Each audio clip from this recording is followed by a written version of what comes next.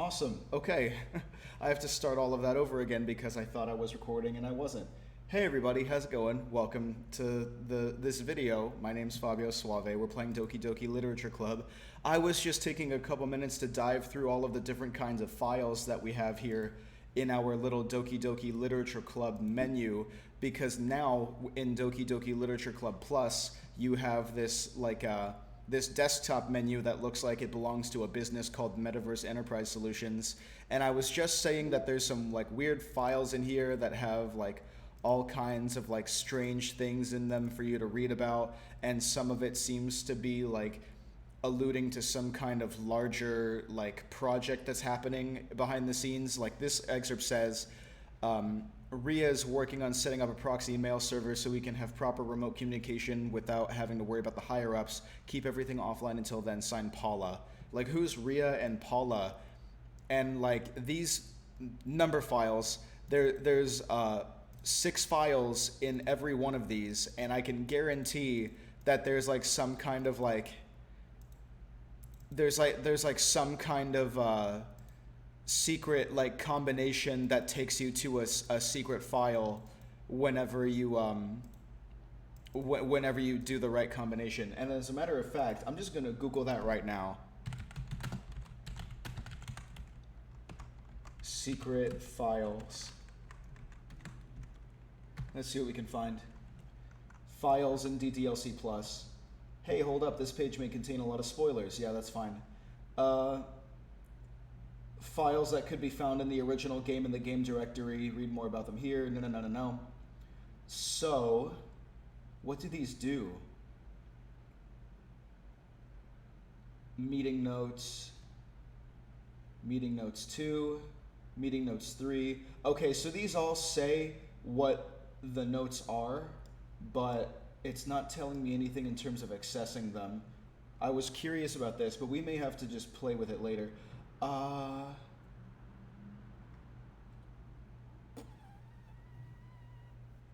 Yeah, not telling me anything that I need to know here.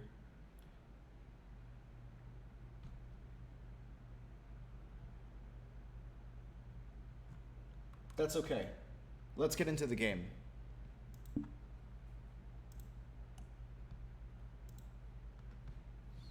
How is everybody today?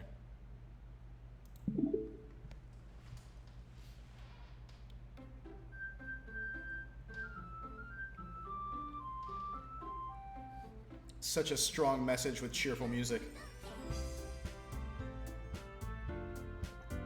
All right. Welcome back to Doki Doki Literature Club, everybody. It's time to get back into the story where we last left off. I believe it was the Friday before. Hey, Aqua and Boomer's in here. What's up, you guys?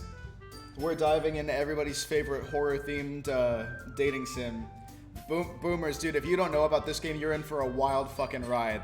I wish that you could actually watch because some crazy shit's gonna go down. But yeah. Anyway, you guys. Oh, oh, that's what I needed. I was on the wrong output. There we go.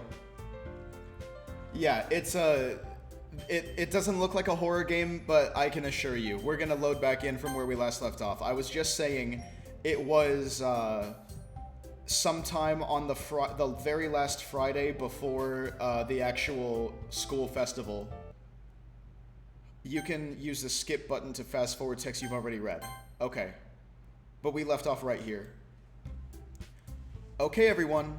After some time passes, Monica calls out to the club room. Why don't we share our poems now? Before I know it, everything is back to normal. Everyone goes to retrieve their poems, and I do the same. I make eye contact with Monica, and she smiles at me. I wonder what she was talking about with Sayori. I have to come back. Yeah, for sure. Okay, so let's read Monica. We always start with Monica, so let's just read hers first. Hi, Fabio. Have you thought about what you want to submit to perform at the festival? Well, being in this club is one thing, but performing in front of a bunch of people, I'll have to give it some more thought. Okay, no pressure. But whatever you do, I'm sure it'll turn out great. Excuse me. It would also make me happy to see. Anyway, let's take a look at today's poem. Sure. I let Monica take the poem and I'm holding it in my hands. Your style's gotten so refined, Fabio.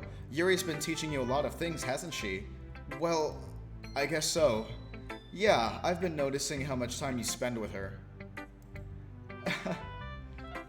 I think I've heard her say more words these past couple days than she's talked in the whole year. Not sure how you did it, but that's pretty impressive. Well, she just needs some patience and a way to talk about all the things in her head, I guess. I'm still getting the hang of it myself. You're certainly putting in a lot of effort. You must really like her. It's awfully suspicious, you know? Spending time with her in the clubroom every day, reading that edgy novel with her. Well, I just feel bad that she has a hard time socializing. It makes me want to make sure she doesn't spend all of her time alone. Besides, the novel isn't too bad either, you know? Alright. I get you. Just be careful, alright? I know that Yuri isn't used to opening herself up, so if something bad happens while she's vulnerable, then it could be really hard for her. Her books aren't a total escape from reality. They're just a bandage. You say that like I'm going to hurt her. Damn. Sorry, I didn't really mean that. If anything, she might accidentally hurt herself. Anyway, I'll share my poem with you now, alright? Alright. The Lady Who Knows Everything. An old tale tells of a lady who wanders earth, the lady who knows everything. A beautiful lady who has found every answer, all meaning, all purpose, and all that was ever sought. And here I am, a feather, lost adrift the sky, victim of the currents of the wind. Day after day I search with little hope, knowing legends don't exist. But when all else has failed me, when all others have turned away, the legend is all that remains, the last dim star glimmering in the twilight sky, until one day the wind ceases to blow. I fall, and I fall and fall and fall even more, gentle as a feather, a dry quill, expressionless. But a hand catches me between the thumb and forefinger, the hand of a beautiful lady. I look at her eyes and find no end to her gaze. The lady who knows everything knows what I am thinking. Before I can speak, she responds in a hollow voice. I have found every answer, all of which amount to nothing. There is no meaning, there is no purpose, and we seek only the impossible. I am not your legend does not exist. And with a breath, she blows me back afloat, and I pick up a gust of wind. Oh, shit. Bro. Powerful fucking stuff there.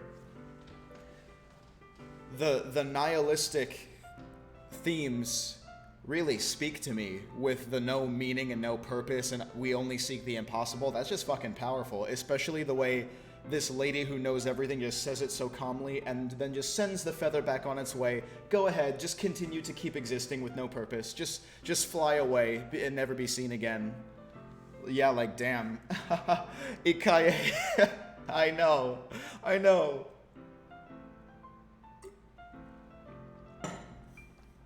That was very beautiful.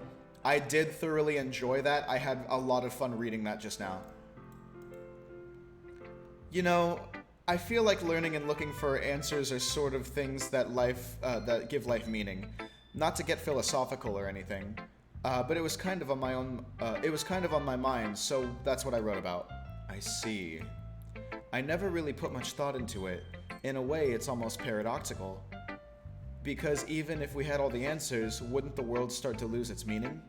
You know, there's one thing I noticed. It seems like everyone in the club prefers writing about things that are more sad than happy. Are you surprised? I mean, if everything was okay, we wouldn't really have anything to write about, would we? Humans aren't two-dimensional creatures. I think you'd know that better than anyone. You mean one-dimensional? Yeah, that. Anyway, here is Monica's writing tip of the day. Are you ever too shy to share your writing because you're afraid it's not that good? It can be really disheartening to get a lukewarm response to something you put so much into. But if you find other people who enjoy writing, then sharing becomes a lot more easier. Because instead of just telling what you're telling you that your writing is good or okay or bad, they'll want to focus more on everything that went into it and the things you can work on. It's much more encouraging that way, and it will make you want to continue improving. It's almost like having your own little literature club, don't you think? That's my advice for today. Thanks for listening. Awesome, thank you, Monica. Let's talk to Sayori next. Hi, Sayori.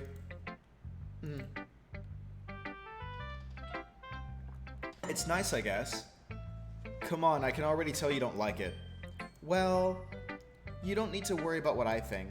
After all, you wrote this for someone else, didn't you? Probably Yuri. I didn't write this for anyone specifically. Maybe. That's not really what I meant, though. But it's okay. You're making new friends, just like I was hoping. That makes me really happy. And you're happy too, right?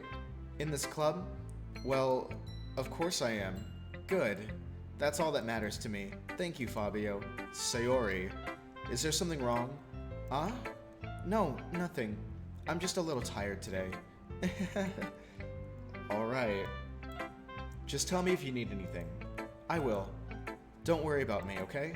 You can go play with everyone else now. If you insist. Yay!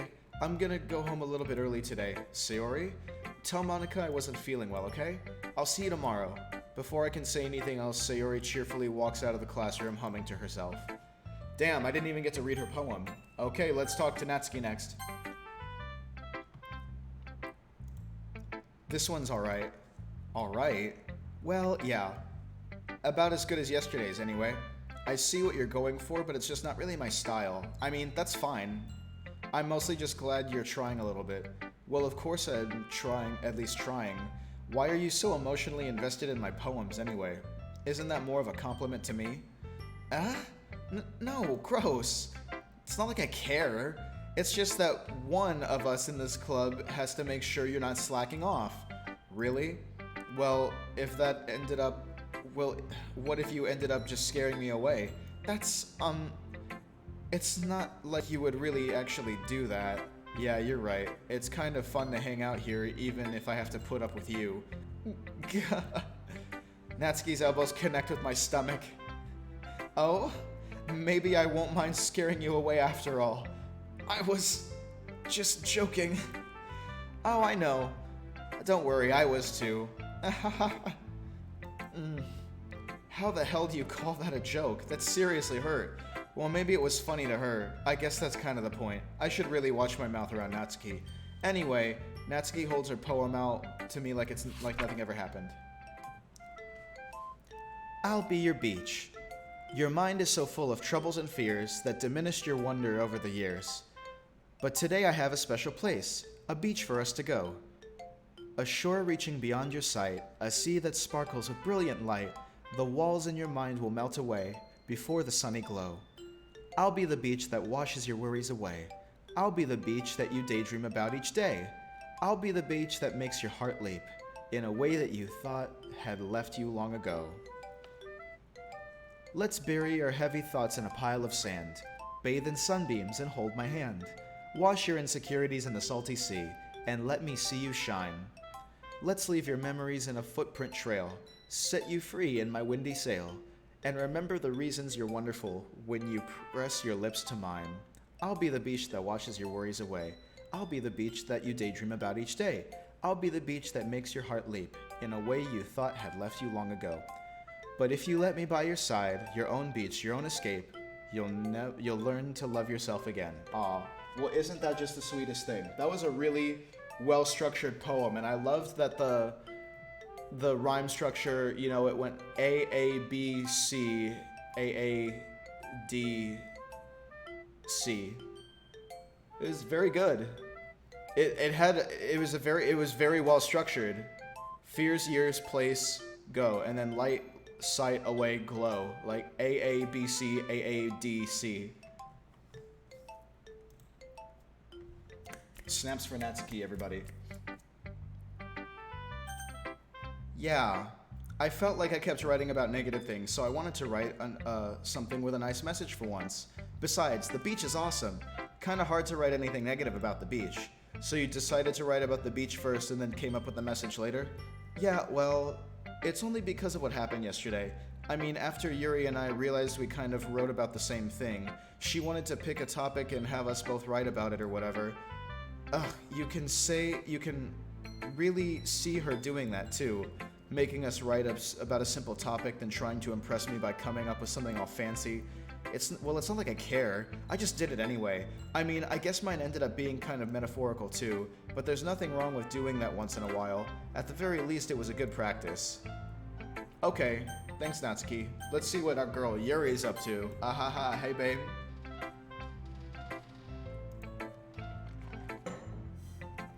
Fabio, your writing has only improved in these last few days. Every poem you've shown me has been nothing short of spectacular. I can really feel the emotions. I'm a little envious even. I don't think it ever came to me this naturally. Yuri, that's the wrong way to put it. This never did come to me naturally. But I've been able to improve so much thanks to you. You're really the example I was chasing after. Sorry, I had a brain fart. Is that so? Yuri gently smiles to herself. This feeling, I'm so glad I got the chance to share my writing. I never thought it would feel like this. Oh, damn, girl. You need to cool off over there, huh? Got the little blush lines going on. I remember you mentioning that yesterday. I can't believe that you're so good at something and you've never even shared it with anyone. It's kind of a shame. Maybe, but it's not like I really had a choice. What do you mean? Well, Yuri smiles sadly. Fabio, during lunchtime I eat by myself. Did you know that? It's a great time to find a quiet spot and do some reading. In fact, I always have some books with me. You could say I really enjoy reading. Well, that's one way to put it anyway. But books are so full of amazing and inspiring people. People you want to fall in love with, or people you just know would make a really good friend. Cheerful people who always put a smile on your face, or deep thinkers with problem solvers who discover the mysteries of life. So when you look at it that way, I'm surrounded by friends every day, you know? And those friends don't laugh at me. They don't tease me for spacing out all the time. They don't make fun of my body type, and they don't hate me for acting like a know-it-all. People say that about you?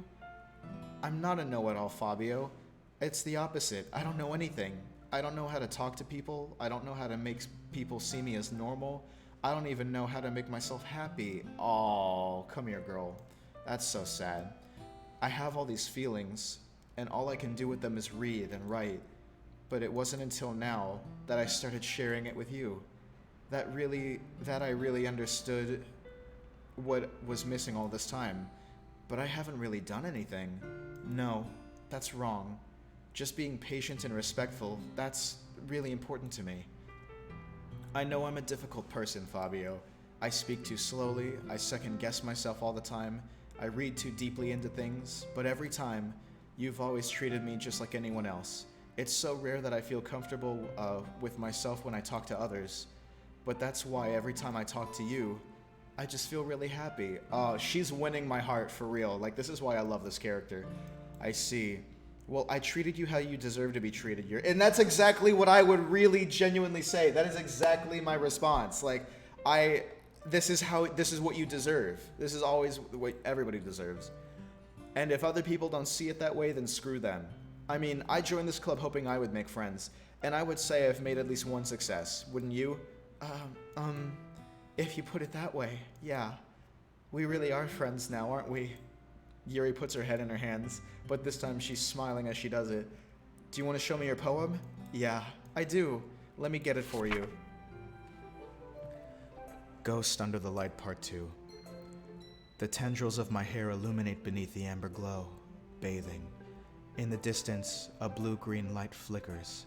A lone figure crosses its path, a silhouette obstructing the eerie glow. My heart pounds. The silhouette grows. Closer, closer. I open my umbrella, casting a shadow to shield me from visibility, but I am too late. He steps into the streetlight. I gasp and drop my umbrella. The light flickers. My heart pounds. He raises his arm. Time stops. The only indication of movement is the amber light flickering against his outstretched arm. The flickering light is in rhythm with the pounding of my heart, teasing me for succumbing to its forbidden emotion. Have you ever heard of a ghost feeling warmth before? Giving up on understanding, I laugh. Understanding is overrated. I touch his hand. The flickering stops. Ghosts are blue-green. My heart is amber. Ooh. Okay. That one gets a round of snaps from the coffee shop. That one is Java Bean certified, ladies and gentlemen. My ghosts are blue-green, my heart is amber. She said, hair illuminates beneath the amber glow. In the distance, blue-green light flickers. So the blue-green light, the light that was blue-green turned into ghosts, and the tendrils of her hair illuminating became her heart. It seems as if that some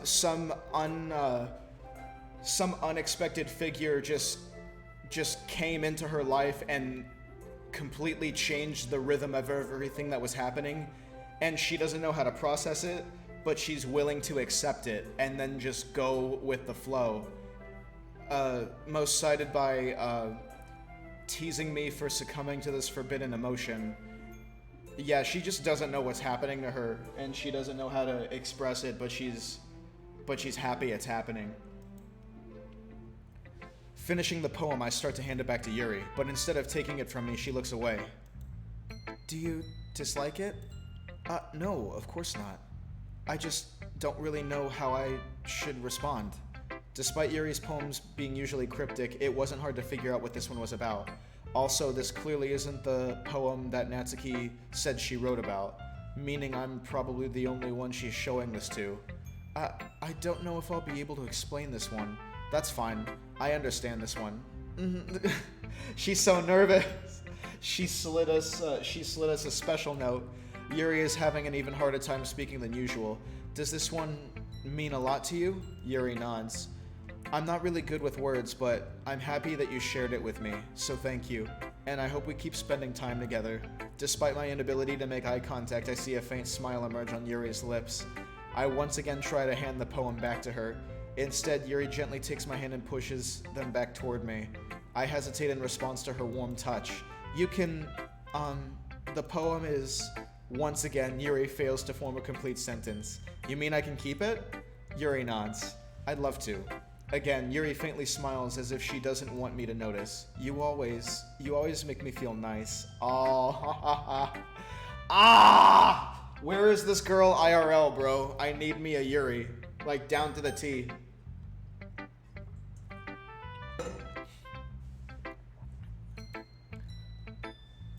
Aqua, bro, I know I'm not good with people, but I hope that I can return the favor sometimes. Yeah, don't worry. I think you do a good job. Yuri finally turns back toward me. I guess we should move on before Monica says something, but I'm sure we can talk again later. Yeah, I'm sure we will. With that, Yuri timidly smiles at me, and I return to my seat so I can put her poem away. Wow, such progression. Okay, you three. We're all done sharing poems, right? Why don't we start figuring out... Hold on a second. Is it just me, or did you say something strange just now? Something did sound a bit unusual. That's right. Hank, what did she say?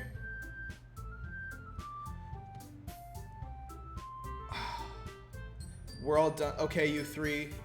We're all done sharing poems now, right? Why don't we start figuring out...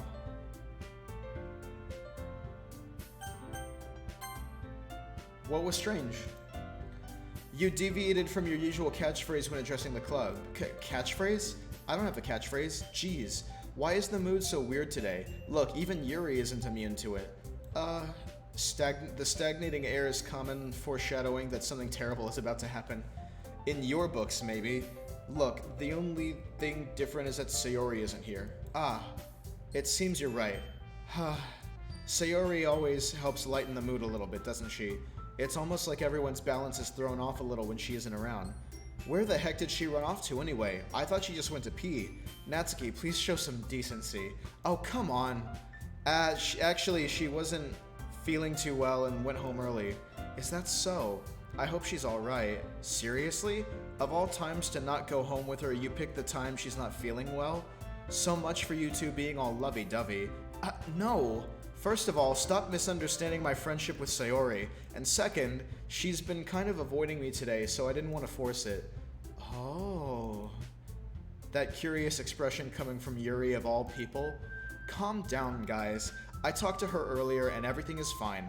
What did she say? Anyway, we need to figure out the rest of the festival preparation, so let's decide what everyone will be doing this weekend. I already know what I'm doing. That's right. Natsuki will be making cupcakes, but we might need a lot of them and different flavors. Can you handle it all by yourself, Natsuki? Challenge accepted. As for myself, I'm going to be printing and assembling all the poetry pamphlets. Sayori will be helping me design them. And as for Yuri, you can, guys, can you help me come up with something for Yuri? I'm useless. No, that's not it at all. You're the most talented person here, you know. Now Natsuki's pouting too. Jeez, even I can tell now. I guess I never gave Sayori enough credit, but I can tell things are even harder on you when she's not around. That may be the case.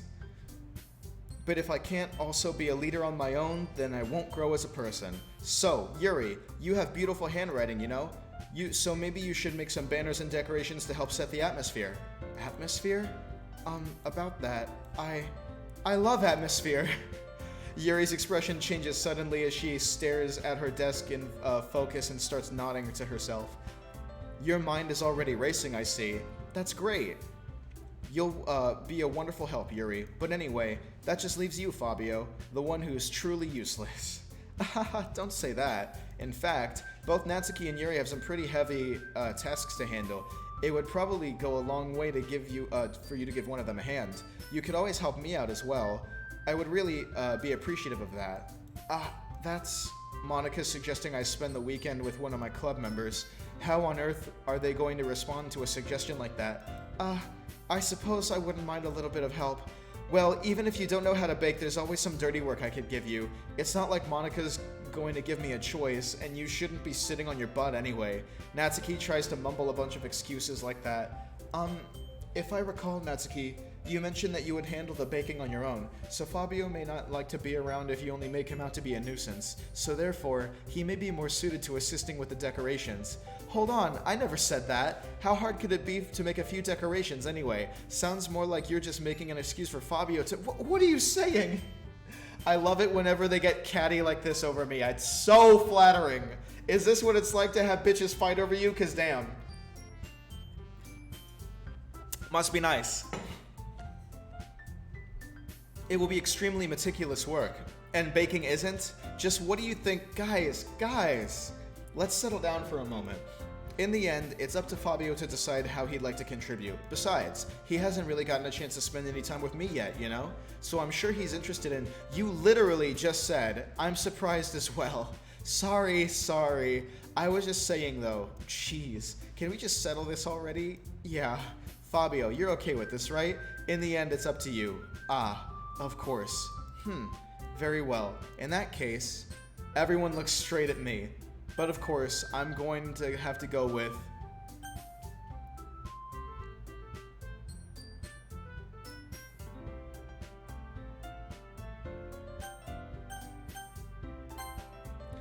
Well, I'll probably be the most useful helping out Yuri. Me? Are you serious? Damn. Why would you— Natsuki, I can already tell you're about to say something mean. No, I was just saying— So you'll be helping Yuri then, Fabio? Yeah, that's what I'm going to do. I'm glad. I have a bad habit of overthinking these sort of things, so I think your assistance will be very useful. That's great to hear. Natsuki, you will be able to handle the baking yourself? I mean, yeah, I already said it would be fine. Okay. Everyone can tell Natsuki is feeling a little sour. I feel bad for Natsuki because with the story route that I'm going, she literally gets the short end of the stick every single time. Like, we We said that she was in the wrong in an argument, and then we liked Yuri's poem over hers and had to reprimand her for her opinion on the matter. And now this. So, is that everything we need to go over? Yeah, that should be about it. Are you guys excited? Well, excited may not be the right word. God damn it, Yuri. Okay. But I suppose I'll be looking forward to it a little bit. Do you feel the same way, Fabio? Me? I guess you could say I'm interested in to see how it'll turn out. That's good enough for me. What about you, Natsuki? Natsuki? What? Why is everyone yelling at me? I didn't even do anything. No, that's not what I meant at all. Yuri anxiously glances between everyone in the room. I'm sorry for this. I don't really know why Fabio picked me, and also, your cupcakes are the best cupcakes I've ever had. So, they go really well with my tea, and nothing that I do for the event will compare to that, so, I get it. I'm kinda surprised, though. Why? Well, I'm the one acting immature. I already know that, but you're trying to cheer me up all of a sudden. I know, I'm not very good at it. I'm sorry if I said something bad. Natsuki isn't the only one surprised. Monica and I are also taken back by Yuri's words. When she already has trouble with words, trying to cheer someone up must be far out of her comfort zone. But I begin to understand. Yuri was trying to sound like Sayori. Oh. Even if it didn't work perfectly, I can tell that she tried to say something Sayori would say at a time like this. Because Sayori always helps everyone smile and feel good about themselves. No, I kinda appreciated it. I'm sorry for making a big deal out of nothing, but I'm going to say this. You better bet that my cupcakes are going to be the best part of the whole event. I believe you. Yeah, I hope to see everyone do their best. But with that, there's nothing more for today, so I guess it's time for us to head out. Alright, let's get out of here then. Everyone packs up their things. I start to follow Monica and Natsuki out the door as they chat between each other. I turn around. Sorry, I realize that I don't have any way of contacting you this weekend. Oh, you're right. I can't believe that slipped my mind. Should I give you my phone number? I think that would be the best way, yes. Alright then. Yuri and I exchange phone numbers. Okay, then I'll be stopping by your house on Sunday. My house? Is that a problem? No, not at all. I just thought that I would be the one going to your house since I'm the one helping you. I suppose that makes sense. But if you don't mind, I think I would prefer going to your house. Alright. In that case, it won't be a problem. I decide not to press Yuri for a reason. It's not like it should matter either way. So I'll just, need to make sure my room is clean. I hope I manage to make myself useful in some way. I'm not nearly as creative as you are. Don't underestimate yourself, Fabio. I think that we'll make a very productive team. Even if you only choose me because you felt bad or something. Wait, you don't actually think that, do you? I don't know. Aw. It's difficult to come up with any other reason you may have chosen me. You're forgetting one reason with the most common sense. I chose to help you because that's what I want to do. But... Yuri thinks to herself with an extremely tense expression. Yuri, you're overthinking this. You wanted me to point out when you're overthinking, right? I didn't realize.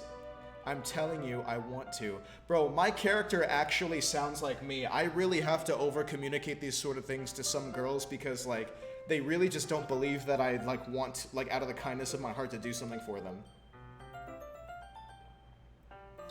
All this reading gives me cotton mouth. That's all there is to it. Do you believe me? Yuri thinks really hard again. She looks straight into my eyes for a long while. I believe you. As if it took her tremendous effort, Yuri finally says that and relaxes her expression. And I'm really looking forward to Sunday. Yeah, I am too. After that exchange, I make my way out the door and Yuri follows.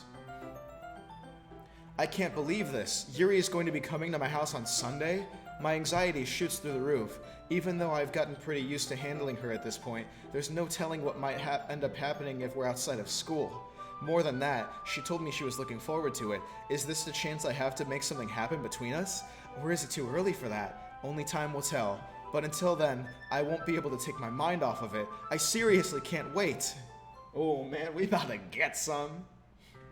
It's already Sunday. Let's save right here.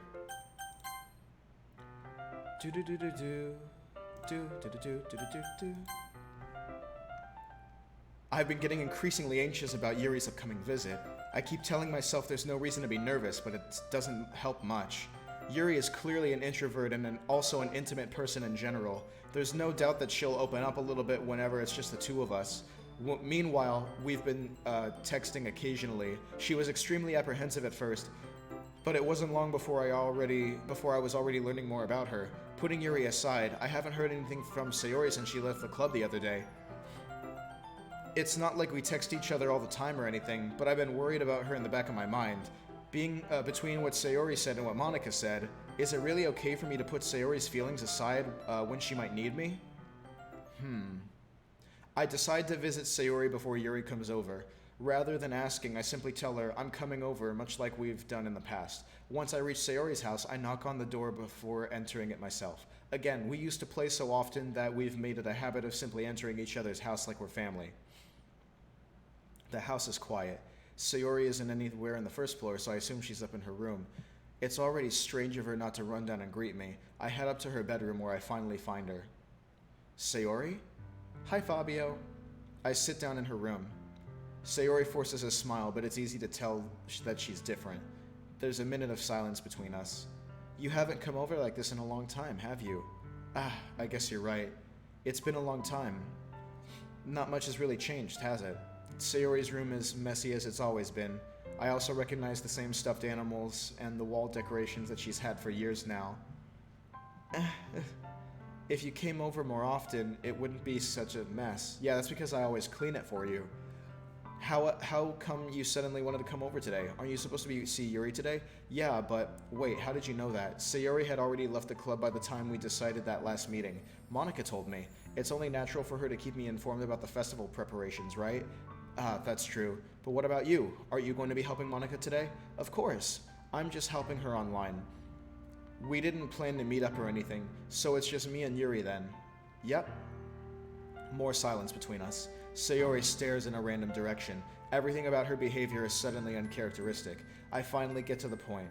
I just wanted to see how you were doing, after you left on Friday. When something's wrong, you can't hide it from me. I know you too well. So, Sayori smiles, shaking her head. That's no good, Fabio. Why can't it just be like it's always been? This is all my fault. If I didn't get so weak and accidentally expressed my feelings, if I didn't make that stupid mistake, then you wouldn't have been worried about me at all. You wouldn't have come here. You wouldn't have been thinking about me right now. But this is just my punishment, isn't it? I'm getting punished for being so selfish. I think that's why the world decided to have you come over today. It just wants to torture me. Sayori! I grab Sayori by the shoulders. What on earth are you saying? Are you listening to yourself right now? I know something's happened to you. There's no other explanation for you to be like this, so tell me already. Until I know, I won't be able to stop thinking about it. Sayori gives me an empty smile. You really put me in a trap, Fabio. But you're wrong. Nothing happened to me. I've always been like this. You're just seeing it for the first time. Seeing what? What are you talking about, Sayori? You're really just going to make me say it, aren't you, Fabio? I guess I have no choice this time. The thing is, I've had really bad depression my whole life. Did you know that? Why do you think I'm late to school every day? Because most days I can't even find a reason to get out of bed. What reason is there to do anything when I fully know how worthless I am?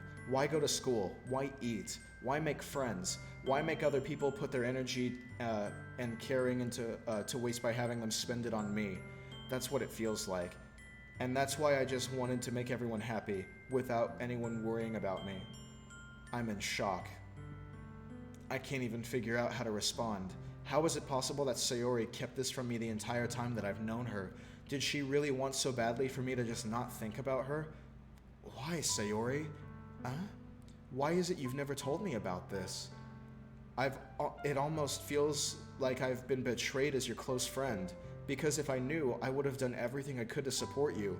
Even if there's only so much that I could do, I would have tried a little bit harder to make every day a little better for you. That's why I'm your friend. All you had to do was tell me.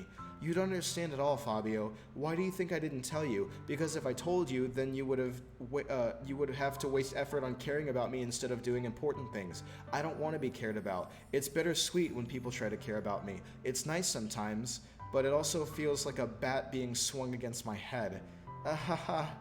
That's why I wanted so badly for you to make friends with everyone else. Helping everyone be happy together is the thing is the best thing for me. But then I discovered something else too. Seeing you make friends and get closer with everyone in the club, it feels like a spear going through my heart. Oh my god. So that's why I decided the world just wants to torture me. Every path leads to nothing but hurt. You're right that I don't understand.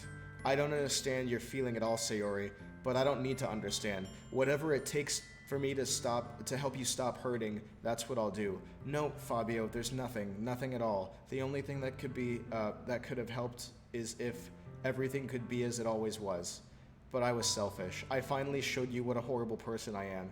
Tears streaked down Sayori's face. I made you join the literature club because I was selfish, and I was punished by my heart hurting in a way that I couldn't understand.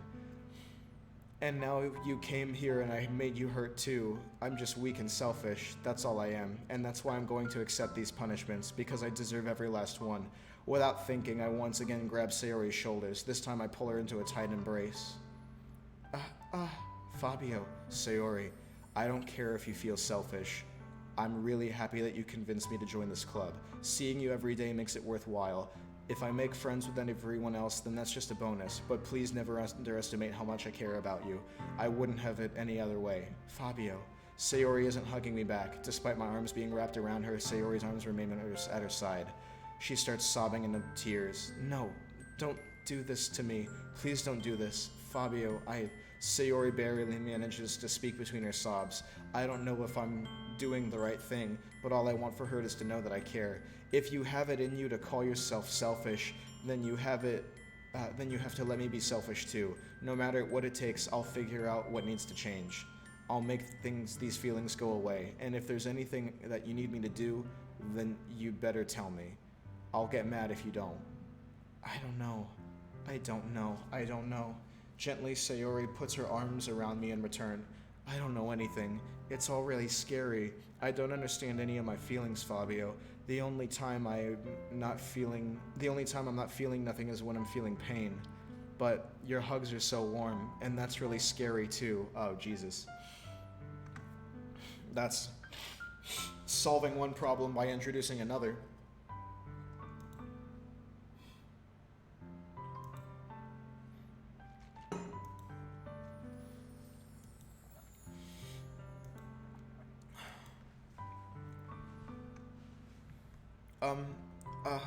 It's what I want. I promise. I think that would be nice then. Yeah. Sayori wipes her face. If I could spend the whole day here, I would. Of all days, this had to be the one where I have other plans. Maybe I should cancel. No, don't. Please don't. If you did that, then I really wouldn't forgive you. But it's almost time for Yuri to meet me at my house. At the very least, do you want to come along and help us out? It would be fun. To my surprise, Sayori shakes her head. I'm sorry. I don't know if that would be very good for me today. You understand, right? It's kind of hard for me to fully understand. But I'm trying my hardest. It's okay. Don't worry too much about it. I'll see you tomorrow, okay? Alright. I look forward to it. Oh my gosh, what a fucking load. Wow. I say goodbye to Sayori and exit her house. On the way home, I find myself still feeling uneasy. But it's hard for me to keep thinking about it when Yuri is about to come over too. I think Sayori is right. I shouldn't be worrying too much. We're definitely going to have a great time tomorrow. I should just focus on what's ahead of me. Whew, shit.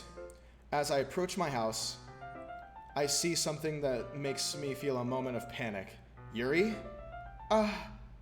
Thank goodness. You're a little early. I'm sorry I wasn't home yet. Were you waiting for a long time? No, I just got here, bro. The sweater is immaculate. Ahaha. But I started to get really nervous when nobody answered the doorbell. You could have always texted me. If I had known, I would have reassured you and hurried on, more on my way home. I suppose that's true. I didn't think of that for some reason. It should be common sense to do that, but I decided to ignore it. Anyway, let's go inside. I see you brought a lot of stuff with you. That's right. And did you manage to find everything I asked you to buy as well? Yeah, pretty much. At least, I hope I got everything right. I'm sure it'll be fine. I take Yuri to my room. The first thing she does is glance around curiously, which makes me feel anxious. It's so clean. I cleaned it before you came over, so that's very considerate of you. No. I would be really embarrassed for my room to be a mess while you were here. Well, I do enjoy cleaning. I would have gladly helped you clean. That would be even more embarrassing. Wait, don't look in there.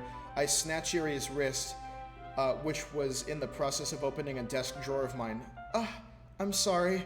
I wasn't thinking for some reason. I was just spacing out. It's fine, it's fine. I let go of Yuri's wrist. She puts both of her hands firmly in her lap as to making sure she's keeping track of them. So, should we get started? Yeah. I have a few things planned out that you can help with. Decorations and other atmospheric enhancements. Atmospheric enhancements? You know, mood lighting, aromatherapy candles. Oh, wow. I didn't know you planned on taking it that far. Of course. I wanted to help take our guests to a faraway place. Although many will stop by just out of curiosity, and for cupcakes, I guess, I'm determined to provide an experience that will leave them wanting more. That's great. It's easy to forget that you're a pretty intense person. Intense? I guess that's the best way to put it. Is that a bad thing? No, not at all. It's something that I like about you, actually. Is that so? That makes me feel relieved, and kind of happy. Yeah, no need to be so anxious. You can relax a little. Relax. I brought some things for relaxation. I was going to use them during the poetry event. Oh yeah? Like what? Let's see. Yuri rummages through her bag. She's pulls out a fatty. Whoa, Yuri! She pulls out a few candles and a wooden cylinder-shaped object. I did some shopping on the way here, so I happen to have these in my bag. I plan to cover the windows in black paper and use the candles to light the room. I think that would be amazing, don't you? Yeah, that would be really neat. What's the wooden thing, though? Oh, this? This is a diffuser for essential oils. How familiar are you with aromatherapy? Not familiar at all. Is that so? It's one of my favorite contributors to a positive atmosphere. Depending on the oils or herbs you choose, you can change the mood of the air itself. You can even feel it permeate through your body. Relaxation, positive energy, romance, reflection. It's almost like magic. Yuri takes the cylinder and pushes a switch on the bottom. In just a moment, a thin ray of vapor begins to spout through a small hole on the top. Wow, that smells wonderful. What kind of mood is that one for? This is a jasmine essential oil. It smells a little sweet and flowery, right? Yeah, that's a good way to describe it. I chose jasmine for the event because it'll provide more than relaxation. Jasmine enhances your emotions and help you feel them flow through your body. You feel warmer and your heart pounds more heavily. Don't you think that will be perfect for sharing our poems? It does sound suitable, but you seem to know a lot about this, so I trust your opinion with anything. Yuri smiles gently, clearly enjoying herself. She again reaches into her bag and pulls out several spools of thin ribbon. What are those for? Well, to purchase the origami... Did you purchase the origami paper that I asked you to get? Yeah, I have it over here. We won't be using the paper for folding origami. What I'd like to do is write different words on each paper. We'll need about 100 of them. Oh yeah? What will those be used for? Well, I'm going to cut pieces of ribbon to hang from the doorway of the classroom. Then we can fasten the paper onto the ribbons to create a doorway curtain. Wouldn't that be beautiful too? It would also catch the eye of those passing the room. It may attract some to peek inside. That's really creative. I had no idea you'd be so good at this, Yuri. Is that so? Well, I suppose I do get a little intense, as you'd put it. Yuri giggles with red cheeks. Is it just me, or is she more relaxed when it's just the two of us? Or maybe it's the excitement she feels from sharing something that she enjoys. Here's a marker, Fabio. You can write any characters you want. I'll help you once I finish cutting the ribbons. Alright. Sitting on the floor together, the two of us get back to work. I carefully draw a different character on each paper, doing my best to manage my bad handwriting. Yuri unravels a long strand of red ribbon to her desired length. She then reaches into her bag once more and pulls out a pocket knife. The knife is strangely beautiful. The silver handle has an intricate pattern of waves etched into it. The blade itself is gently tinted blue. That's no ordinary pocket knife. It looks really fancy. Well... Embarrassed, Yuri looks away. What is it? You're going to think it's weird. Yuri, whatever it is, I have no reason to judge. To each their own, you know? If you promise you won't be weirded out. Yeah, I promise. Alright. The thing is, I'm kind of into knives.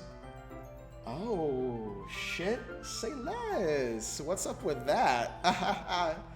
They're just so pretty. Uh-huh. Do tell. I can't help it. I don't know what it is. The combination of craftsmanship and the feeling of danger, maybe. Oh, what am I saying? Please don't think I'm weird for this. Bro, I love the little hair play. So cute. So adorable. I love this character. You're laughing at me. No, I'm not laughing at you. It's just funny how nervous you got about sharing. It's, well, an interesting thing to be into, I guess. But I think it kind of suits you. Suits me? Yeah, it's kind of intense. Besides, it's a really cool looking knife, I can't deny that. It is, isn't it? Yuri relaxes her expression once again. Would you like to hold it? Sure, I'll check it out. Yuri carefully hands me the knife, with the handle facing me. I take it and turn it around in my hands. It feels heavy and extremely solid. Where did you even get a knife like this? Curious of its sharpness, I feel the point of the knife with my index finger. Ow! Fabio! Why did you do that? I didn't expect it to be that sharp. I barely touched it at all. It's my fault. I should have warned you. This knife is extremely sharp. It can cut through skin like paper. Oh no. A small drop of blood trickles down the side of my finger. Yuri takes my hand and gives the wound a closer look. Ah! She stares at it and noticeably fidgets. If you're squeamish, I'll go wash it off now. Ah! Without warning, Yuri puts my finger in her mouth and licks the wound. Hey, NGL, dude. I'm doing good, I think. We're having a bit of a moment here, bro. What's up with you? I feel her tongue curl around my finger. Oh. Startled, I instinctively pull my hand back. Oh. Hang on a second, you guys.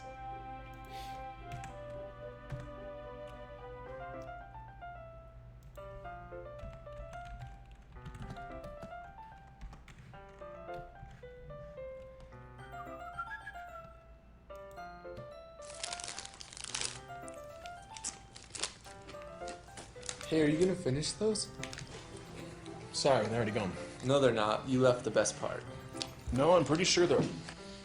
Cheese. Hello, Doritos. Oh my god! That's what she just did. That is exactly what she just did. Oh. Please forgive me. I wasn't thinking. Yuri lowers her head her face burning up. Happy you got a Lego. Make it while I watch you. And then there's this. NGL, just enjoy your Legos, bro. Yuri, that's the most embarrassing thing I've ever done. How could I do something like that? I'm sorry. Sure, it was a little weird and it took me by surprise, but I guess she was just trying to help, right? Yuri, I think you're overreacting a little. She doesn't lift her head. What if she doesn't recover from this for the rest of the afternoon? Alright, you know what? This might be a stupid thing to do, but I do it anyway. I take Yuri's hand and I lick her index finger in return. Fabio! Did you really just do that? Now we're even. Yuri looks at me like I did something wrong. I knew that would be a bad idea. If not for the sweet aroma of jasmine oil, the air would be extremely heavy right now. You're so weird, Fabio. Yuri giggles shyly. Yuri calling me weird? I have no response to that. That bitch out of pocket for that one. That ain't right. Where do you keep your bandages? I don't think I need one actually. It was a tiny cut. Look, already stopped bleeding. I see. That's relieving. The tension is quickly healed. We resume our respective activities. I watch Yuri's knife cut through the ribbon like it's nothing but air. Meanwhile, I continue to make progress on the paper. After we finish attaching the paper to the ribbons, we lay them out all side by side. It looks better than expected and will be very effective as a door curtain. It looks great. Good thinking coming up with this, Yuri. Thanks. It's just something that I saw online, really. Are you ready to move on to the next task? Yeah, let's do it. What do you have in mind? I'd like to create a banner. That's why I asked you to buy the paint tables. That's right. Wait, did that say tables or tablets? Paint tablets. Okay, my bad. One of the items Yuri asked me to buy was a kit of watercolor paint tablets. We'll need about 6 cups of water to put each of the tablets in. Do you mind fetching those for us? Of course not. 6 cups of water. I'll be right back in a minute. Thank you very much. Oh, and just a little bit of water is okay. If you fill the cups too much, it'll be too diluted. Taking Yuri's advice, I decided to use small plastic bathroom cups rather than full-size glasses. I put them on a plate to catch any paint that drips, then bring it back into my room. Yuri? Yes? I come in to see Yuri quickly unrolling her sleeve, putting it back over her arm. Nothing. Your face is a little red. Is it too hot in here or anything? No, not at all. There's nothing wrong, so let's mix the paint. Yuri hurriedly dismisses me and takes it upon herself to unwrap the tablets, dropping them into the cups. So, I thought we'd do something simple that would look very nice. I'd like to paint gradients across the banner. No, dude. If it were one of those, I wouldn't be streaming it. This is called a visual novel, so we basically just read along with the story, and it allows us to make choices every now and again. But the story is about to take a weird twist, and we're going to get to it tonight, so just be wary. Viewer's discretion is advised. Starting with the colors for a sunrise, then daytime, then sunset and nighttime. Once it dries, I'll write an inspirational quote across the banner. We can hang it on the wall behind the podium at the front of the classroom. Yeah, go ahead, make your Legos, dude. What kit did you buy? What Lego kit did you get? Ah, neat. What are you going to write? Well, it will be more fun to surprise you. Yuri smiles at me. If you say so. After rolling out the banner, Yuri and I kneel on opposite sides so we don't get in the way of each other. Yuri uses a brush and adds a few dots of different colors across the banner to serve as a color guide when we paint. This kind of reminds me of elementary school. While on a banner, painting on a banner of watercolors feels a lot like the art class projects we had back then. Oh, the Grand Canyon. That sounds awesome, dude. I'm sorry if this feels too childish. No, I didn't mean that at all. It's kind of fun, you know? Yeah, it is fun. I'm glad you feel that way too. Yuri stops painting for a moment, thinking to herself, for me, I don't need to go out and do crazy things to have fun. In fact, I usually don't even want to. I just like when I can spend time with one other person, even if that's something simple, like reading. It doesn't even matter if we don't talk much. Just having a friend next to me makes things feel a little bit nicer. I think that's all it takes for me to be happy. Is that so? Even if Yuri and I are quite different, I can understand where she's coming from. I feel that way about things like anime and games, where simply sharing the experience with someone can make me happy. I think I feel the same way. Yuri smiles gently. I knew you'd understand. Yuri leans over the banner to grab an unused paintbrush, but I move at the same time, causing my head to bump into hers. Kya! Sorry. Yuri reels back and I quickly lift my hand in surprise. Are you hurt? No, I'm not hurt. It just startled me, that's all. Sorry, I should have asked you to get it for me. It's not your fault. Your face. There are droplets of paint on Yuri's face and neck. Is there something on my face? Yeah, I accidentally got paint on you. Sorry, it's totally my fault. I'll get a towel right away. I rush out and fetch a small towel, then dampen it with hot water. I return to my room and kneel back down in front of her. Oh. Here. I pat down Yuri's face and neck with the towel. Is something wrong? It's hot. I just didn't expect it. Sorry. I didn't want to use cold water. Having finished, I started to retract my hand. Yep, time to bust. Yuri suddenly holds my wrist. Wait, just for a little longer. It feels really nice. I keep my hand still against Yuri's neck. She looks into my eyes. It's an intense expression that I recognize when she's reading her books, almost as if she's lost in a daze, enveloped by her own thoughts. She breathes gently, half through slightly parted lips. What is happening? Is it the aroma of the jasmine oil giving me this dizzy feeling? Yuri's gentle fingers wrapped around my wrist. It's a tingling sensation through my arm. And suddenly her arms seem to be much closer to mine than it was just a moment ago.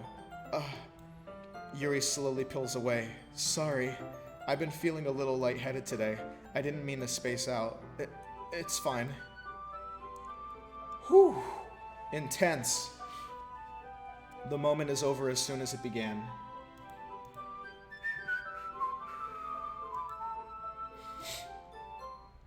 Yuri picks up her brush again.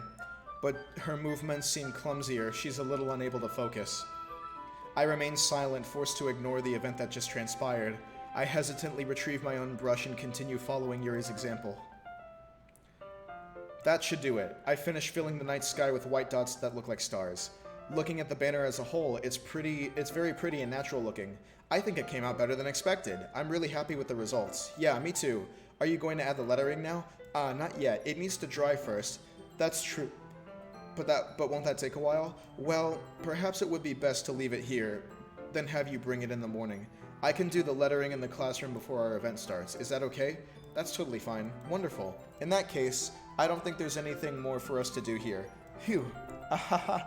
You say that like you're glad it's over. Was I wrong to assume that you were at least enjoying yourself for a little bit? No, it's not that. I'm just glad we managed to get everything done. I see. I am too. I was a little concerned about time. I just need to start making dinner soon. So you don't have any time left? I was secretly hoping we could have extra time after finishing the work. Well, Yuri thinks to herself, I think it would be too irresponsible of me to wait much longer.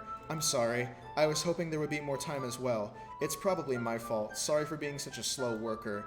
No, it's not your fault at all. And the important thing is we got everything done, right? Yeah, so I shouldn't be disappointed or anything.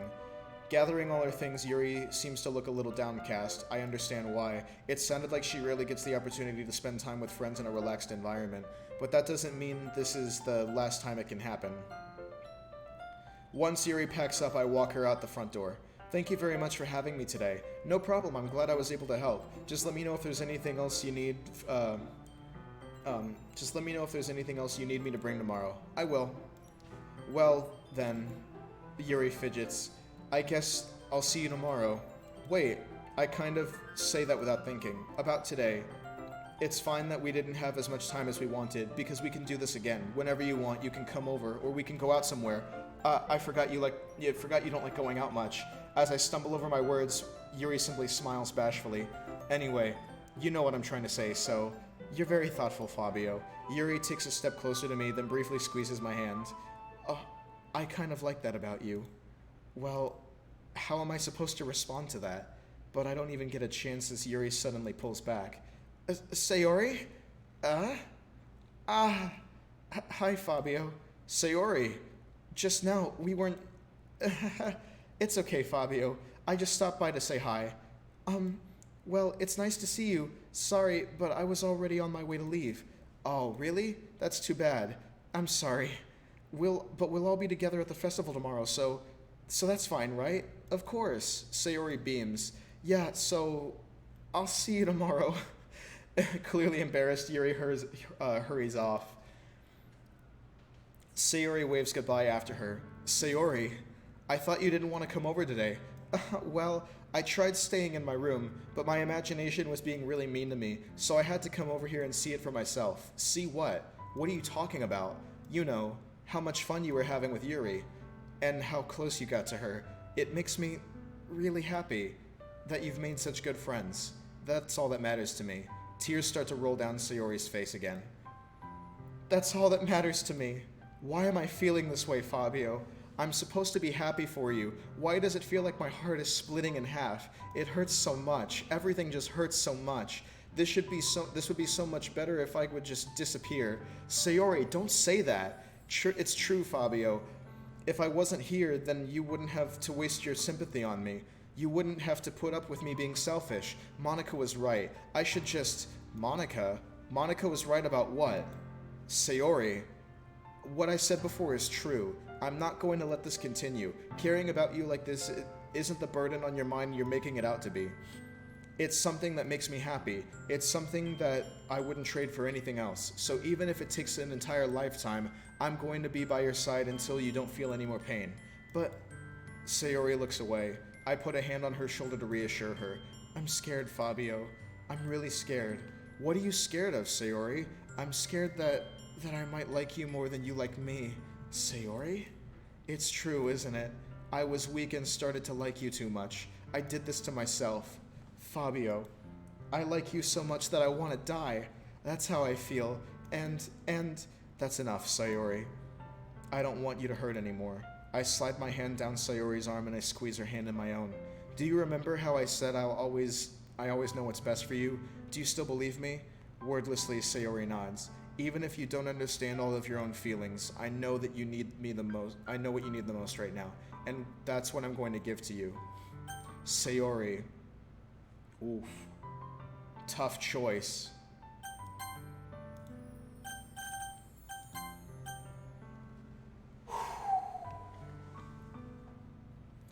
Listen, this is our childhood friend.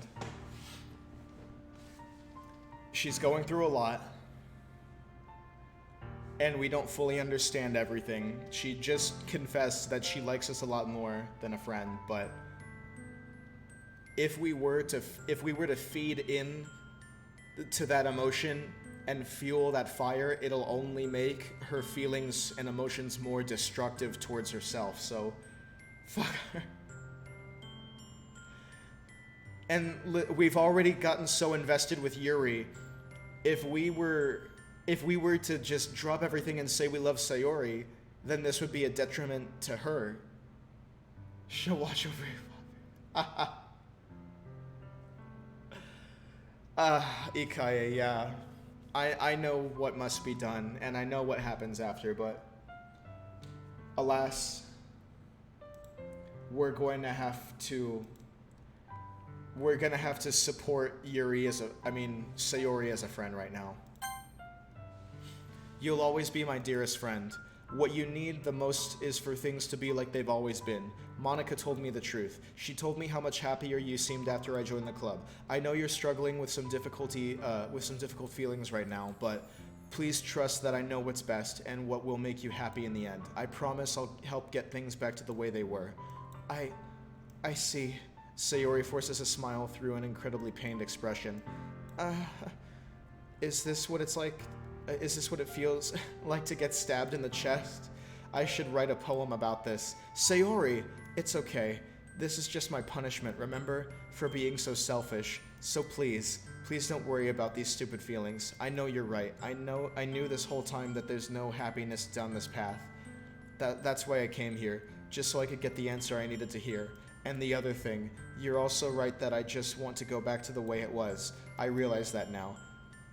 You really do know me better than anyone, Fabio. I'll trust you with anything at all. So, Sayori's smile finally breaks. All of a sudden, she turns around and drops to her knees. Ah! Clutching her head in both hands, she screams as loudly as she can. I'm so shocked that I don't know how to react. Sayori looks over her shoulder and flashes me one more weak smile before turning around and running off. Sayori! I'm left helplessly standing in front of my house. Why am I feeling so horrible about this? There's nothing more that I could have done. The most I can do is support Sayori through her feelings and help her on the path that's right. But I'm having as much trouble understanding Sayori's feelings as she is. Even though I can comfort her, I keep wondering if I should be doing something more or something different. I know these thoughts will continue to plague me until things are back to the way they were. I'm going to give it everything I've got. Sayori will always be my dearest friend, and I'll do whatever it takes to put a smile on her face every day. Oh my gosh, dude, how crazy! It's the day of the festival. Water, excuse me. Dry narrator over here.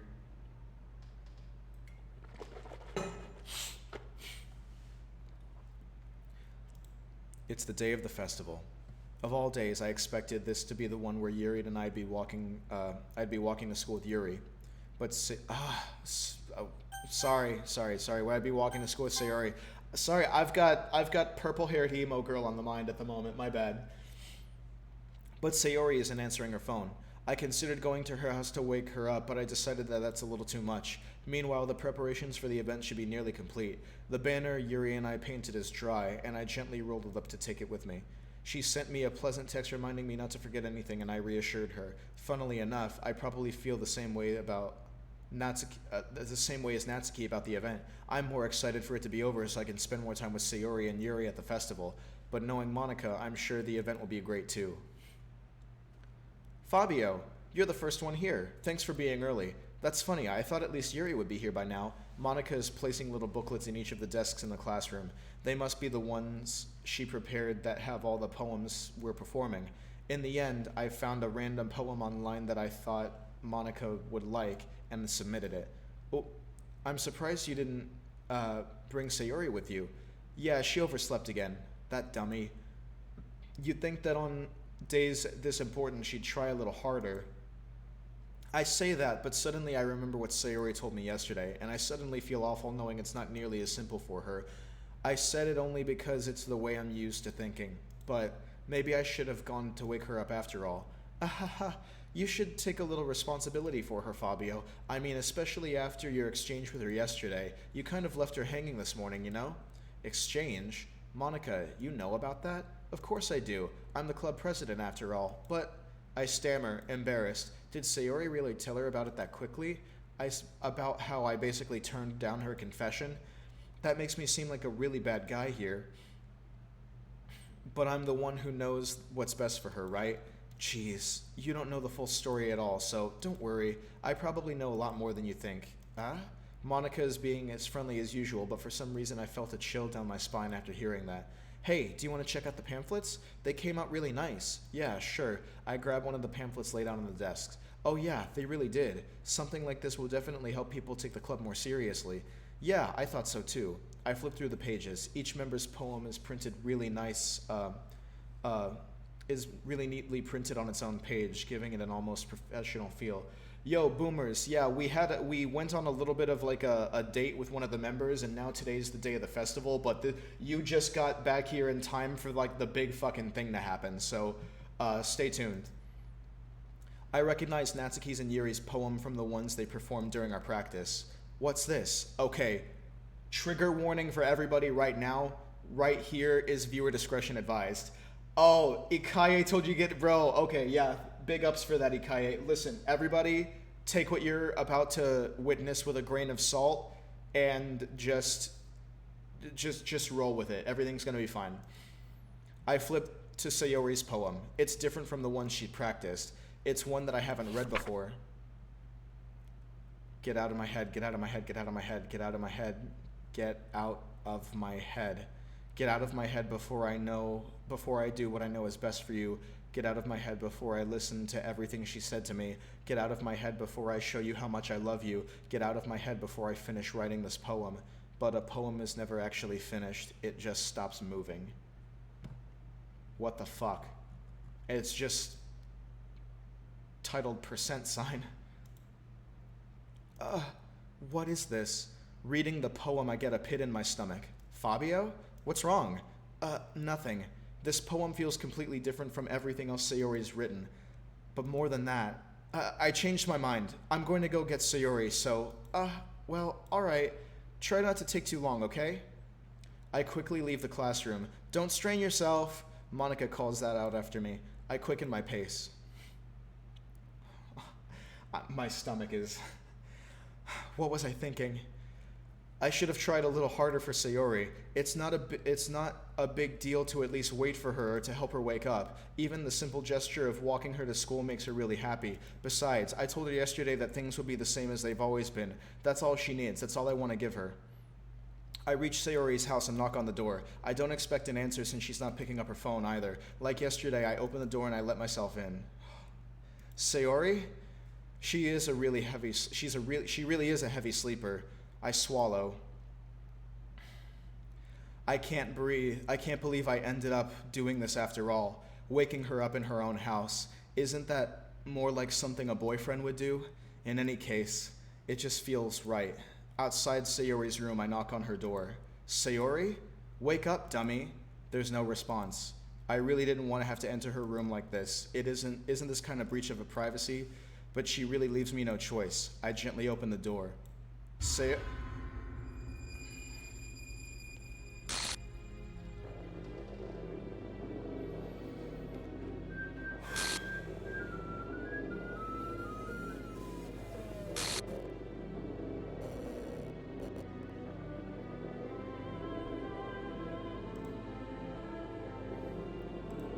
What the hell?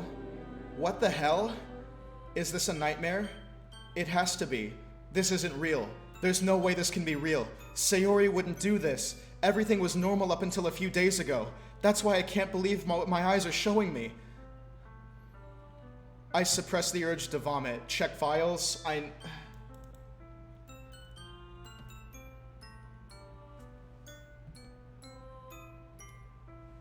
I don't know where I don't know where they are for this one. Well, Ikaye, we'll worry about that later. I suppress the urge to vomit. Just like yesterday.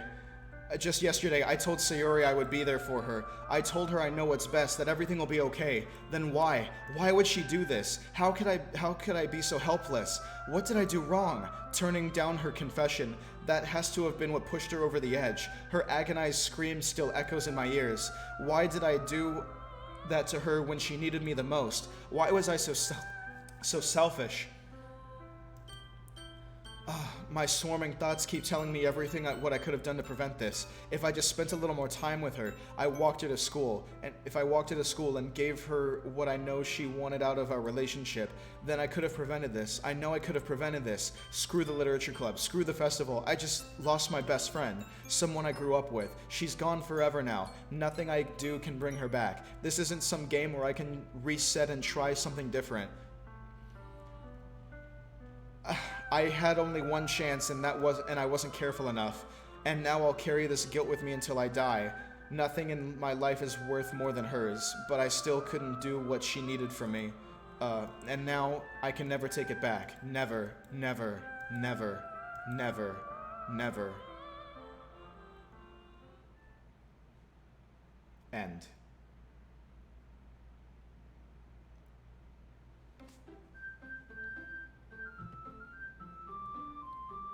And then it kicks you back to the title screen.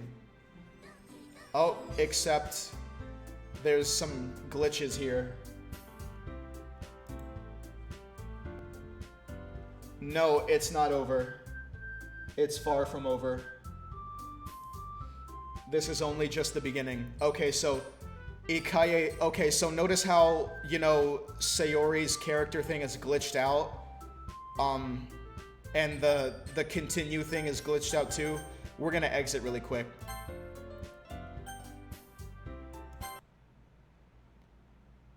So this is like the game's desktop, right?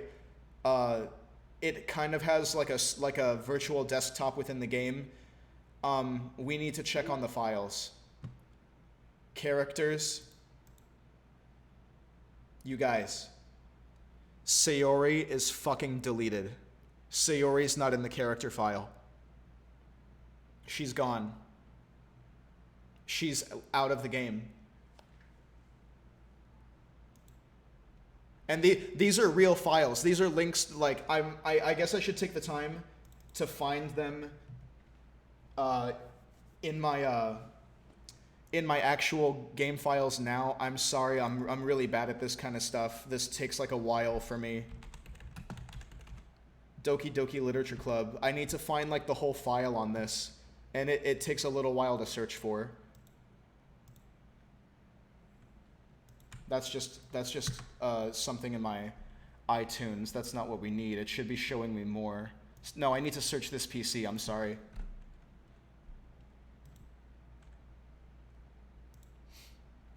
Doki Doki Literature Club Plus. Data. Manage plugins, resources.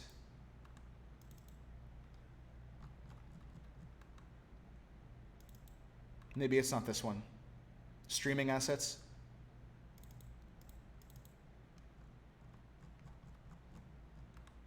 Oh, wait. I saw some... Yeah, there's Yuri in here. Yuri Eyes, Yuri Hack, Yuri Y_kill, Sayori. Sayori's still in there as something, but... Mono Bleeding Edge.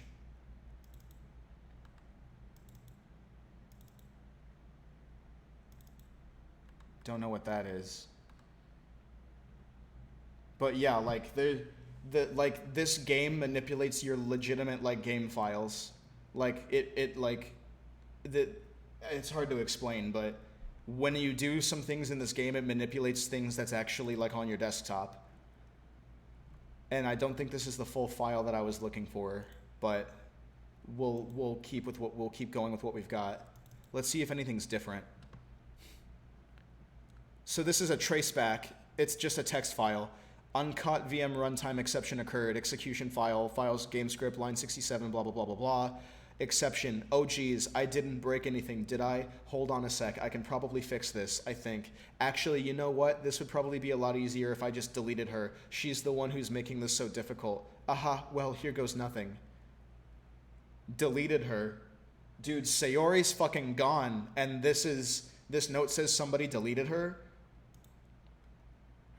Happy thoughts, PNG. Oh, fuck. That doesn't seem so happy. That really doesn't seem so happy.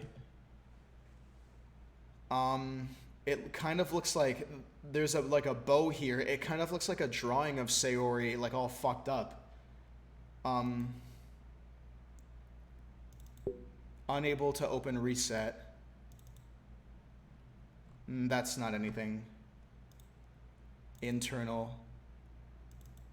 That's still the same as we left it. I really got to figure out what's up with these combination files, I swear, because there's like 6 files in all 3 of those different internals. So there has to be something in them if I get the combination right, but it's literally thousands of options and I don't know how to look that up. We just got to keep rolling. This shit, like, this was like a really fun and cheery dating simulator up until now. Now this shit is scary. We've got new music to listen to, that's nice, but what's new with the new pictures? Those are more poems. These pink ones are new. And then a new acquisition with an event with Yuri, because we helped her over the weekend. New backgrounds. That's my room, and then Sayori's room. And we got this little sketch, which is like a pre-rendering of Yuri for, which is a reward for picking all 3 of her events during the first act. So there's a lot to unlock here, which is great for the new plus version that I'm glad they updated and put out. But we have to get back into the game and fucking figure out what's going on.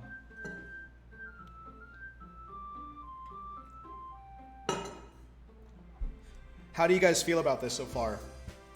Like, what the fuck, right?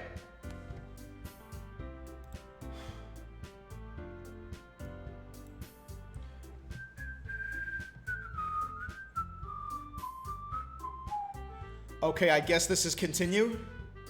Interesting and deep. Yeah, it gets a lot deeper, dude.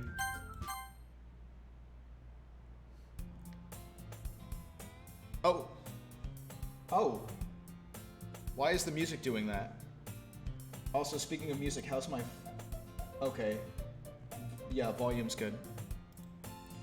I see an annoying girl running towards me from the distance, her waving her arms in the air like she's totally oblivious to any attention she might be drawing to herself.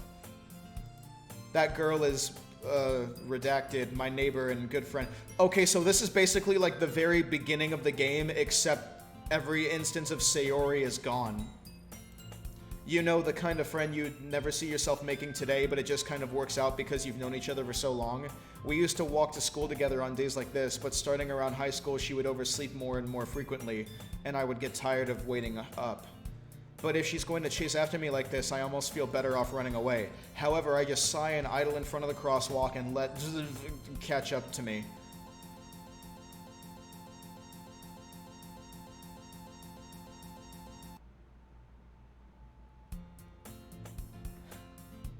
It's an ordinary school day like any other. Mornings are usually the worst, being surrounded by couples and friend groups walking by school together. Meanwhile, I've always walked to school alone. I always tell myself it's about time I met some girls or something like that, but I have no motivation to join any clubs. I'm perfectly content just by getting by on the average while spending my free time on games and anime. There's always the anime club, but it's not like there would be any girls in it anyway. The school day is as ordinary as ever, and it's over before I know it. I pack up my things and stare blankly at the wall, looking for an ounce of motivation. Clubs. There really aren't any that interest me. Besides, most of them would probably be way too demanding for me to want to deal with. I guess I have no choice but to start with the anime club. Fabio? Oh, shit. Monica. Oh my goodness, I totally didn't expect to see you here. It's been a while, right? Yeah, it has. Monica smiles sweetly. We do know each other well. We rarely talked. But we were in the same class last year, excuse me.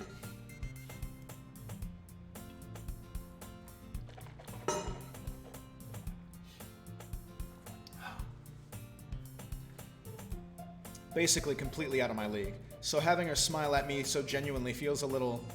What did you come in here for anyway? Oh, I've just been looking for some supplies to use for my club. Do you know if there's any construction paper in here? Or markers? I guess you could check the closet. You're in the debate club, right? About that. I actually quit the debate club. Really? You quit? Yeah. To be honest, I can't stand all of the politics around major clubs. It feels like nothing but arguing around the budget and publicity and how to prepare for events. I'd much rather take something I personally enjoy and make something special out of it. In that case, what did you decide to join? Actually, I'm starting a new one. Oh, a literature club. Literature? That sounds kind of dull. How many members do you have so far? It's kind of embarrassing, but there are only 3 of us so far. It's just really hard to find new members for something that sounds so boring. Well, I can see that. But it's really not boring at all, you know? Literature can be anything. Reading, writing, poetry. I mean, one of my members even keeps her manga collection in the club room.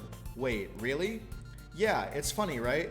She always insists that manga is literature too. I mean, she's not wrong, I guess. And besides, a member is a member, right? Did Monica say she? Hey, Fabio, by any chance, are you still looking for a club to join? I mean, I guess so, but in that case, is there any chance you could do me a big favor? I won't ask you to join, but if you could at least, at the very least visit my club, it would make me really happy. Please? Well, I guess I have no reason to refuse. Besides, how could I ever refuse someone like Monica? Sure, I guess I could check it out. Awesome. You're really sweet, Fabio, you know that? It's nothing, really. Shall we go then? I'll look for the materials another time. You're more important. Dude. And thus, today marks my day I sold my soul to Monica and her irresistible smile. I dejectedly follow Monica across the school and upstairs, a section of the school I rarely visit. Monica, full of energy, swings open the classroom door. I'm back, and I brought a guest with me. Oh shit!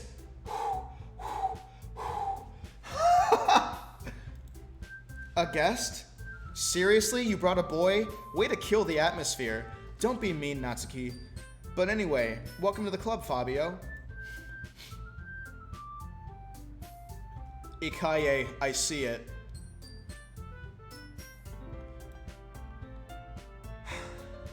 All words escape me in this situation. This club is full of incredibly cute girls. By the way, while this is all going on, does anybody else see what Ikaye is talking about? So let me guess. You're Monica's boyfriend, right? What? No, I'm not. Natsuki, the girl with the sour attitude, whose name is apparently Natsuki, is the one I don't recognize. Her small figure makes her look like a first-year student. Anyway, this is Natsuki, energetic as usual, and this is Yuri, the vice president. It's nice to meet you. Yuri, who appears comparably more mature and timid, seems to have a hard time keeping up with someone like Natsuki.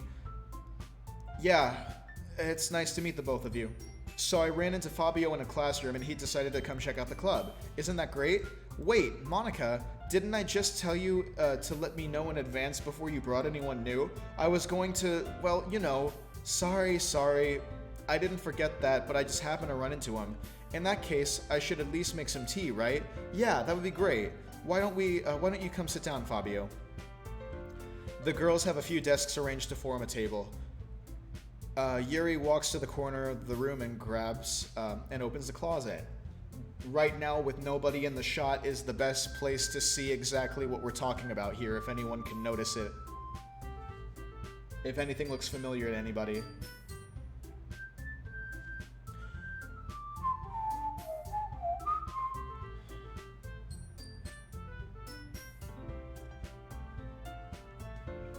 Okay, so for those of you who don't see it yet, there is a poster of Sayori hanging herself right here on the bulletin board in the back. It's just casually just right here. This is her hanging, that's her little bow, and these are her red shorts. Yeah, oh shit.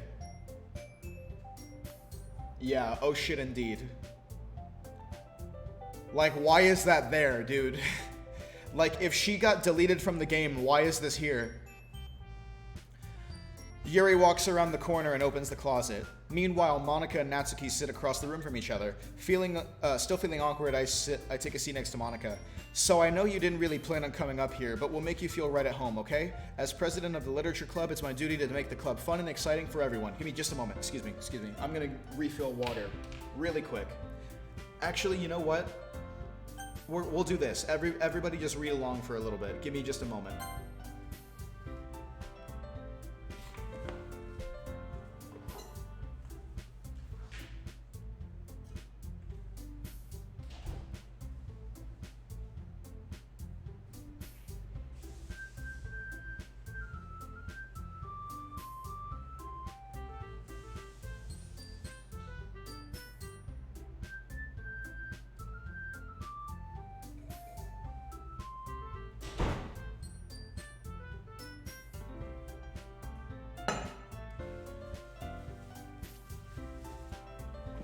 Oh my goodness. Oof. I had the window cracked in my bathroom, and it rained sometime after the sun went down, so it feels so cool in there. So nice. Okay. Monica must have worked really hard to find these two. Yuri returns to the table carrying the tea set. She carefully places the teacup in front of each of us before setting down the teapot in the middle. You keep a whole tea set in this classroom? Don't worry, the teacher gave us permission. After all, doesn't a hot cup of tea help you enjoy a good book? This is all quite literally reminiscent of the first day. This is like everything that happened on the first day except without Yuri. I mean, without Sayori. Don't let yourself get intimidated. Yuri's just trying to impress you. That's not insulted, Yuri looks away. I meant that, you know, I believe you. Well, tea and reading might not be a pastime of mine, but I enjoy tea at least. I'm glad. Yuri faintly smiles to herself in relief. So, Fabio, what kind of things do you like to read? Well, considering how little I've read these past few years, I don't really have a good way of answering that. Manga. I mutter quietly to myself, half joking. Natsuki's head suddenly perks up. It looks like she wanted to say something, but keeps quiet. Not much of a reader, I guess. Well, that can change. What am I saying? I spoke without thinking after seeing Yuri's sad smile. Anyway, what about you, Yuri? Well, let's see. Yuri traces the rim of her teacup with her finger. My favorites are usually novels that build deep and complex fantasy worlds. The level of creativity and craftsmanship behind them is amazing to me, and telling a good story in such a foreign world is equally impressive. Yuri goes on, clearly passionate about her reading. She seems so reserved and timid since the moment I walked in, but it's obvious, by the way her eyes light up that she finds comfort in the world of books, not people.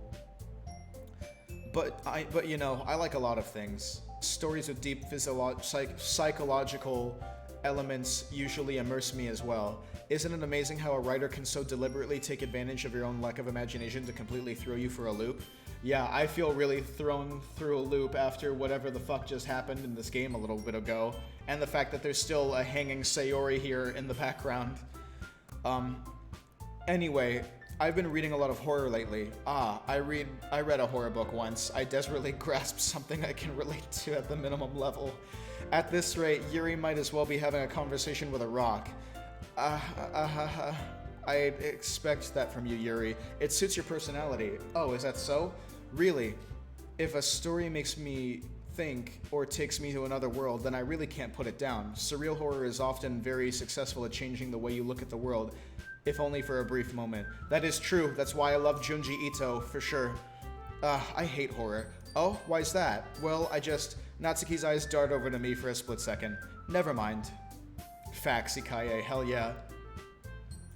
That's right, you usually like to read about cute things, don't you, Natsuki? What? What gives you that idea? You left a piece of scrap paper behind last club meeting. It looks like you were working on a poem called Don't Say It Out Loud and Give That Back. Fine. Natsuki, you write your own poems? Well, I guess sometimes. Why do you care? I think that's impressive. Why don't you share them sometime? No. Natsuki averts her eyes. You wouldn't like them. Not a confident writer yet. I understand how Natsuki feels. Sharing that level of writing takes more than just confidence. The truest form of writing is writing to oneself. You must be willing to open up to your readers, exposing your vulnerabilities and showing even the deepest reaches of your heart. Do you have experience writing too, Yuri? Maybe if you share some of your work, you can set an example and help Natsuki feel comfortable enough to share hers. I guess it's the same for Yuri. We all sit in silence for a moment. Hey, I just got an idea. How about this? Natsuki and Yuri look quizzically at Monika.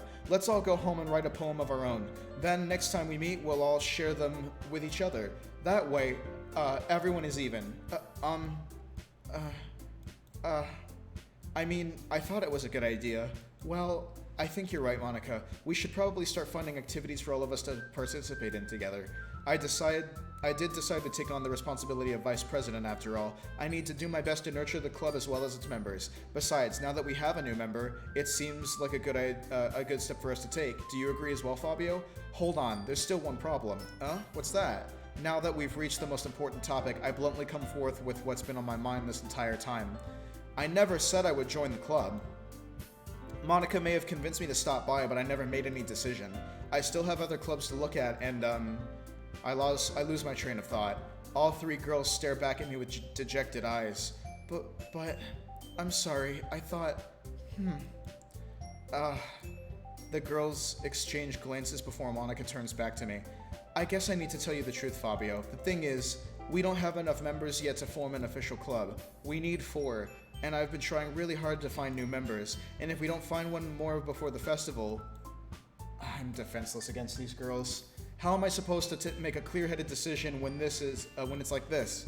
I would feel terrible for letting everyone down in this situation, and besides, the club itself seems pretty relaxed. So if writing poems is the price I need to pay in order to spend every day with these beautiful girls, right. Okay, I've decided then. I'll join the literature club. One by one, the girls' eyes light up. Oh my goodness, really? Do you really mean that, Fabio? Yeah. It could be fun, right? You really did scare me for a moment. I mean, if you really just left us after all this, I would be super pissed. Fabio, I'm so happy. We can become an official club now. Thank you so much for this. You're really amazing. I'll do everything I can to give you a great time, okay? Okay. Thanks, I guess. Okay, everyone.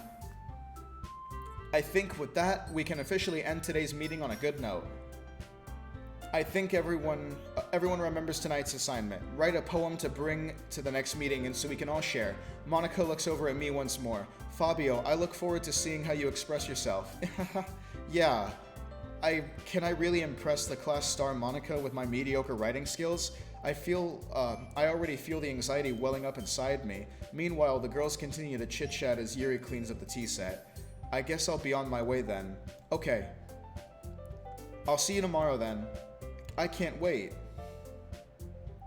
With that, I depart the club room and make my way home. The whole day, my mind wanders back and forth between the 3 girls, Natsuki, Yuri, and of course Monika. Will I really be happy spending every day after school in a literature club? Perhaps I'll have the chance to grow closer to one of these girls. Alright, I'll just need to make the most of my circumstances, and I'm sure good fortune will find me. And I guess that starts with writing a poem tonight. Whew. Oh my god. You have unlocked a special poem. Would you like to read it? Things I like about my papa. I like when papa comes home early. I like when papa cooks me dinner. I like when papa gives me allowance. I like when papa spends time with me. I like when papa asks me about my friends. I like when papa asks me about anything. I like when papa gives me lunch money.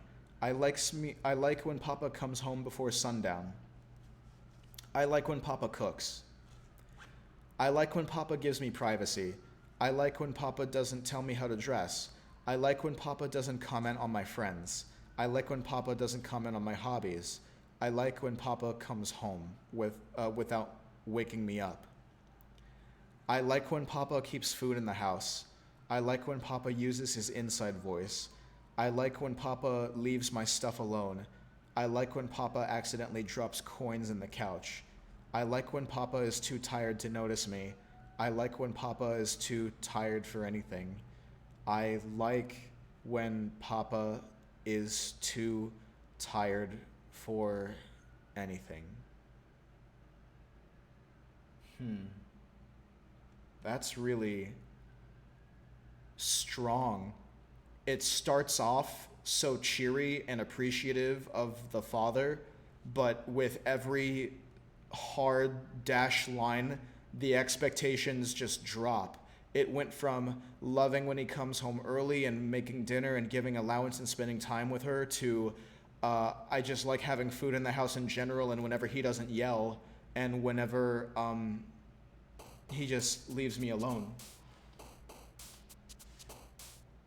Okay, so the objective of this part here now is to just pick from a word bank, and each word that we choose may have a certain connotation in regards to one of the girls. So we normally try to impress Yuri with our writing, so we're just gonna keep picking words that Yuri would like.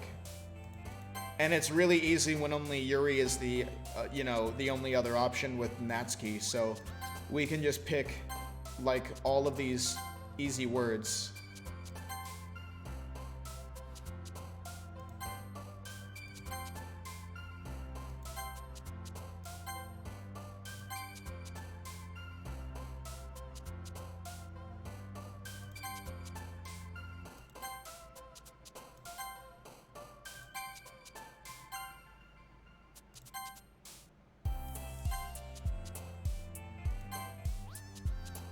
Ooh, which one goes marriage?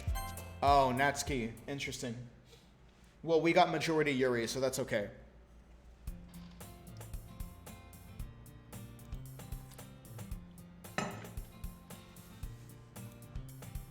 Nah, don't worry. This might be a little strange for me, but at least I keep my word. Well, I'm back at the literature club. I was the last to come in, so everyone else is already hanging out. Did you guys just see her fucking face? Shit.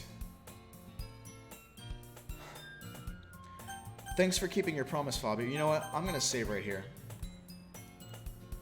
Oh, it literally just saved. It literally just auto-saved. That's okay. I hope this isn't too overwhelming of a commitment for you, making you dive headfirst into literature when you're not accustomed to it. Oh, fuck. Oh, come on. Like he deserves any slack.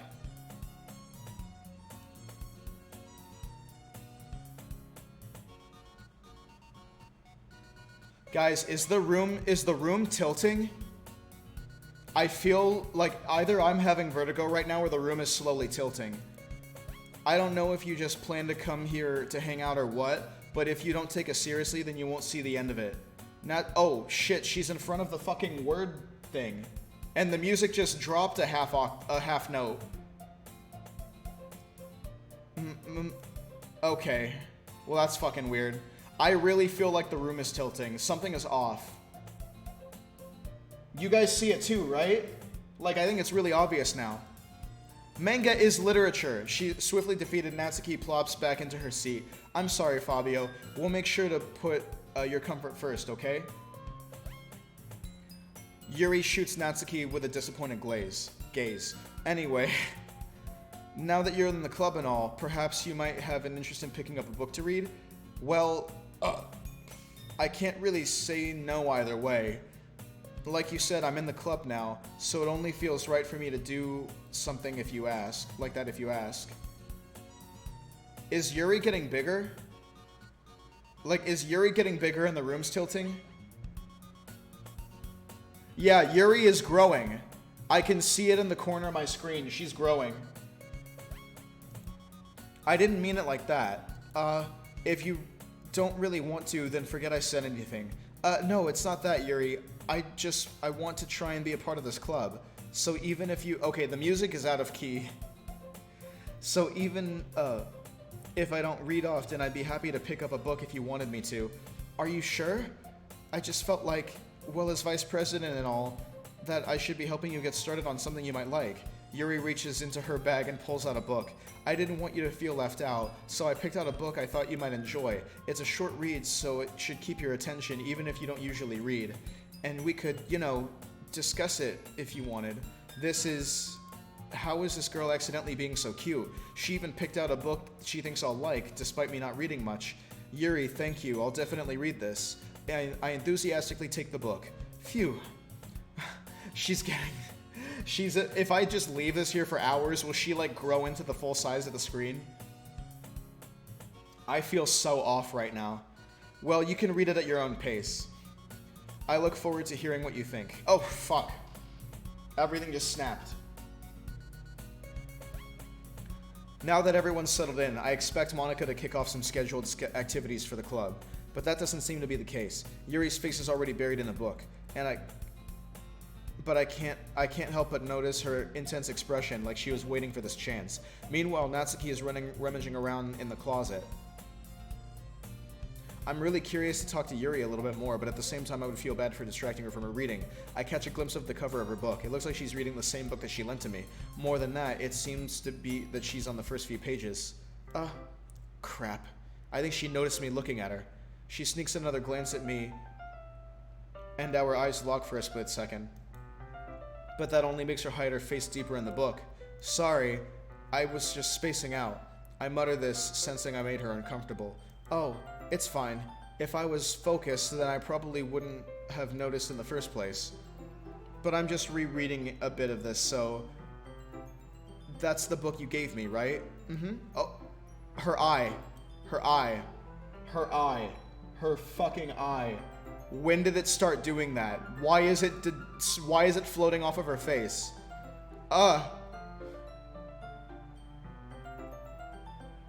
my god. Not for any particular reason. Just curious, how come you have 2 copies of the same book? Well, when I stopped at the bookstore yesterday, that's not what I meant. I mean, I just happened to buy 2 of them. Ah, I see. There's something fairly obvious here that Yuri isn't telling me, but I decide to let it go. I'll definitely start reading it soon. I'm glad to hear. Once it starts to pick up, you might have a hard time putting it down. That's a very engaging and relatable story. Is that so? What's the story about, anyway? Well, I look at the cover of the book. The book is titled The Portrait of Markov. There's an ominous-looking eye symbol on the front of the cover. Basically, it's about this religious camp that was turned into a human experiment prison, and the people trapped there have this trait that turns them into killing machines that lust for blood. And the facility gets even worse, and then they start selectively breeding people by cutting off their limbs and affixing them to... Oh, that might be a little bit of a spoiler. But anyway, I'm really into it. The book, I mean. Not the thing about the limbs. That's kind of dark, isn't it? Shit, dude. That is absolutely not the description of the book she gave the first time around. She said something a lot different than that. That was a little graphic.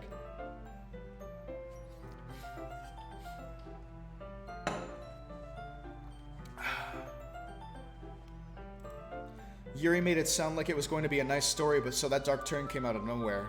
Oh, her eye. Oh, never mind. No, that's normal. That's just the normal spacing. Are you not a fan of that sort of thing, Fabio? No, it's not that. I mean, I can definitely enjoy those kinds of stories, so don't worry. I hope so. Yeah, I totally forgot that Yuri is into those things. So she's so shy and reclusive on the outside, but her mind seems to be completely different. It's just that this kind of story, it's the kind that challenges you to look at life from a strange new perspective. When horrible things happen not just because someone wants to be evil, but because the world is full of worthless, horrible people and we're all worthless anyway. Then suddenly, I'm rambling, aren't I? What? Ayo, what the fuck? Not again. I'm sorry. Yeah, that was a little bit out of pocket. Hey, don't apologize.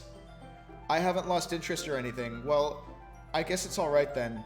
But I feel like I should let you know that I have this problem. When I let things like books and writing fill my thoughts, my whole body gets incredible. What? Pause? Your body gets what? I kind of forget to pay attention to other people. So I'm sorry if I end up saying something strange, and please stop me if I start talking too much. I really don't need you to worry. That just means you're passionate about reading. The least I can do is listen. It is a literature club after all. That's true. In fact, I might as well get started on reading it. Oh, shit!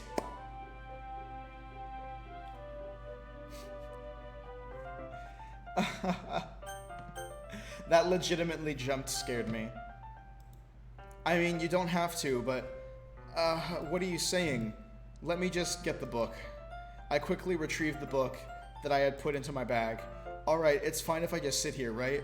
I slip into the seat next to Yuri's. Yeah? Are you sure? You seem a little apprehensive. I'm sorry. It's not that I don't want you to, it's just something I'm not very used to. That is, reading in company with someone. I see. Well, just tell me if I end up distracting you or anything. Alright. I open the book and I start the prologue. I soon understand what Yuri means about reading in company. It's as if I can feel her presence over my shoulder as I read.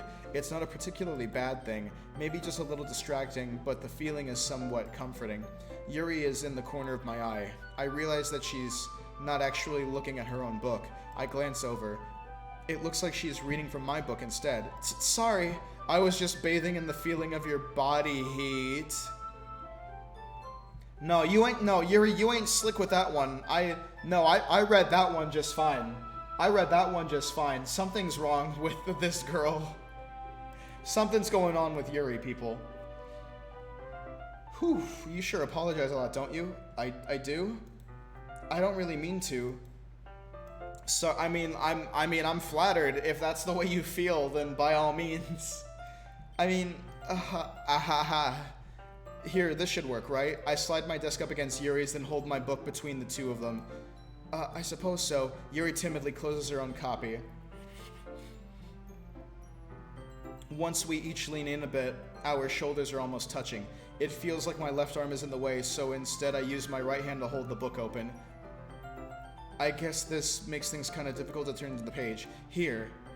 There we go. Yuri takes her arm and holds the left side of the book between her thumb and her forefinger. I do the same with my right arm on the right side of the book. That way, I turn a page and Yuri slides it under her thumb after it slides to her side. But holding it like this, we're huddled even closer than before. It's actually kind of distracting me. It's as if I can feel the warmth of Yuri's face and she's in the corner of my vision. Are you ready? To turn the page. Yeah, sorry. I got a bit distracted for a second. I glance over at Yuri's face and our eyes meet. I don't know how I'll be able to keep up with her. That's okay. You're not as used to reading, right? I don't mind being patient if it takes you a bit longer. It's probably the least I can do, since you've been so patient with me. Yeah, thanks. We continue reading. Yuri no longer asks me if I'm ready to turn the page. Instead, I just assume that she finishes the page before me, so I turn it by my own volition. We continue the first chapter in silence. Even so, turning the page almost feels like an intimate exchange. My thumb gently letting go of the page, letting it flutter over to her side as she catches it under her own thumb. Hey Yuri, this might be a silly thought, but the main character kind of reminds me of you a little bit. No, I don't relate to this character at all. Definitely not. Really? I was just thinking the way she second guesses things she says and all that. That's what you were thinking about. Sorry. I thought you meant something else about her. Something else? Never mind. We didn't even get that far yet, so I don't know why it came into my head. Yuri, are you feeling alright? Yuri's been a little fidgety ever since we started reading. You can rest if you're feeling sick or something. Your breathing is a little... My breathing? Yuri puts her hand on her chest as to feel her heartbeat. I didn't even notice. Anyway, I'm fine. I just need some water. Alright, don't push yourself. Yuri stands up and practically rushes out of the classroom. What on earth was that about? Fabio? Did something happen just now? I have no idea. Yuri was acting a little strange, I guess. So you don't know anything. Sorry, I can't say I do. Are you worried about her? Oh, no, not really. I was just making sure that you didn't do anything to her. No, nothing. Don't worry, I believe you, silly. Yuri just does this sometimes, so it's nothing alarming. Alright, if you say so. Anyway, why don't we start with sharing our poems with each other? Shouldn't we wait for Yuri? Well, she might be a while, so I figured we'd get started without her. Is that okay? Yeah, I was just asking. I stand up. I make a mental note of where I left off in the book, then I slip it back into my bag. Who should I show my poem to first? Let's show it to... Monica. I should start with Monica. Yesterday she seemed eager to read my poem, and I want to let her know I'm putting in effort. Whew.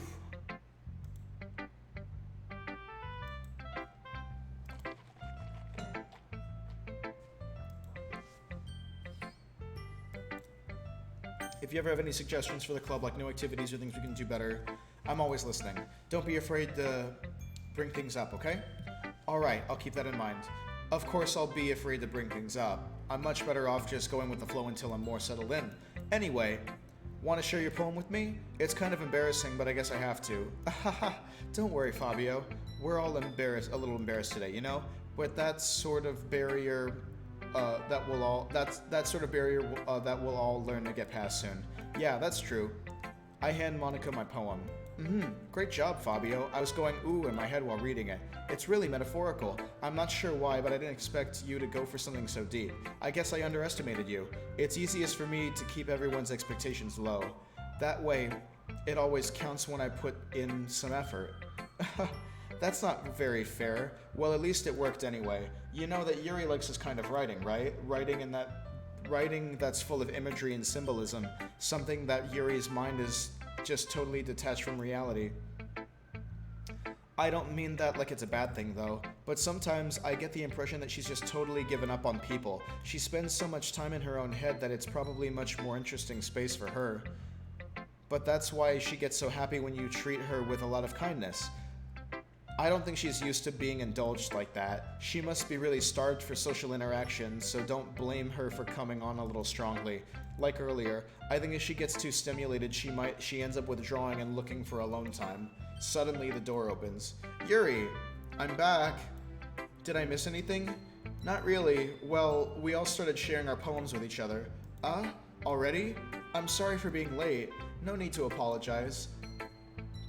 We still have plenty of time, so I'm more glad that you took all the time you needed. All right.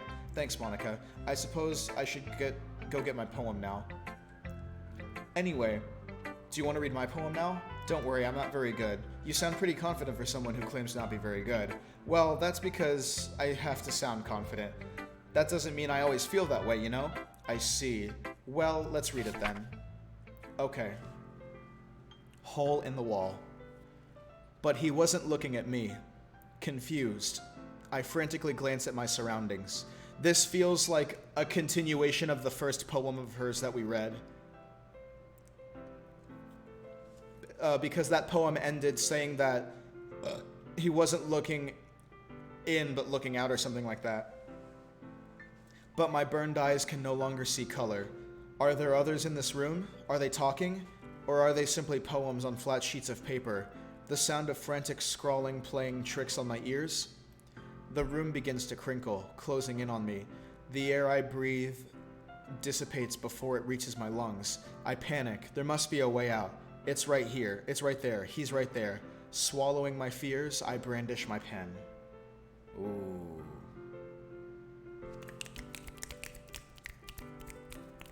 Deep. Complex. I wonder what that could mean. So, what do you think? It's very freeform if that's what you call it. Sorry, I'm not really the right person to ask for feedback. That's okay. Yeah, that kind of style has gotten pretty popular nowadays. That is, a lot of poems have been putting emphasis on timing between words and lines. When performed out loud, it can be really powerful. What was the inspiration behind this one? Well, I'm not sure if I know how to put it. I guess you could say I've come to some kind of epiphany recently. That's been influencing my poems a little bit. An epiphany? Yeah, something like that. I'm kind of nervous about the deep stuff like that because it's kind of coming on strongly. But maybe after everyone is better friends with each other. Anyway, here's Monica's writing tip of the day. Sometimes when you're writing a poem or a story, your brain gets too fixated on a specific point.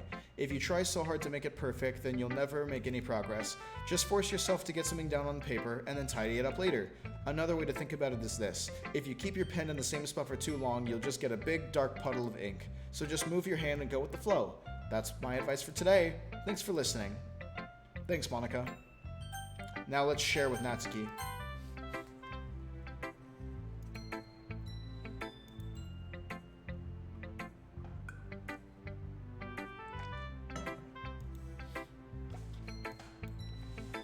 That's rude. You think I'm stupid? I'm not a writer. Maybe it's not very good, but yeah, I did put in effort. We all start somewhere, right? If you're still proud of the first poem you ever wrote, then I'd like to read it. Painful to think about? Fine. Well, sorry. You'll get better anyway. I'd tell you what to improve, but you're better off just trying again. Fair enough. Well, to each their own, I guess. Anyway, I guess I gotta share mine now. Knowing you, you'll probably think it's stupid. Eagles can fly. Monkeys can climb. Crickets can leap. Horses can race. Owls can seek. Cheetahs can run. Eagles can fly. People can try. But that's about it. It's such a cute poem, and it's so true. People can try, but that's about it. Yeah. I told you that you weren't gonna like it. I like it. What? Just be honest. I am. Why are you so convinced that I wouldn't like it?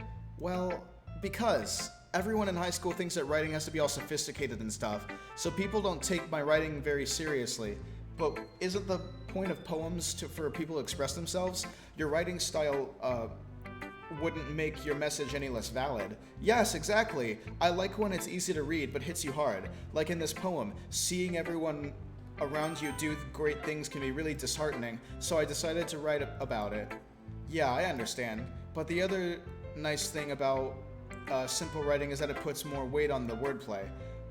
Like I set up for the rhyme at the end, but then I made it fall flat on purpose. It helps bring out the feeling in the last line. So you did. I guess more went into it than I realized. That's what it means to be a pro. I'm glad you learned something. Didn't expect that from the youngest one here, did you? Yeah, I guess not. I decided to humor her with that last comment. I don't really care how old everyone is, but if Natsuki is feeling proud, then I won't take that away from her. And now Yuri.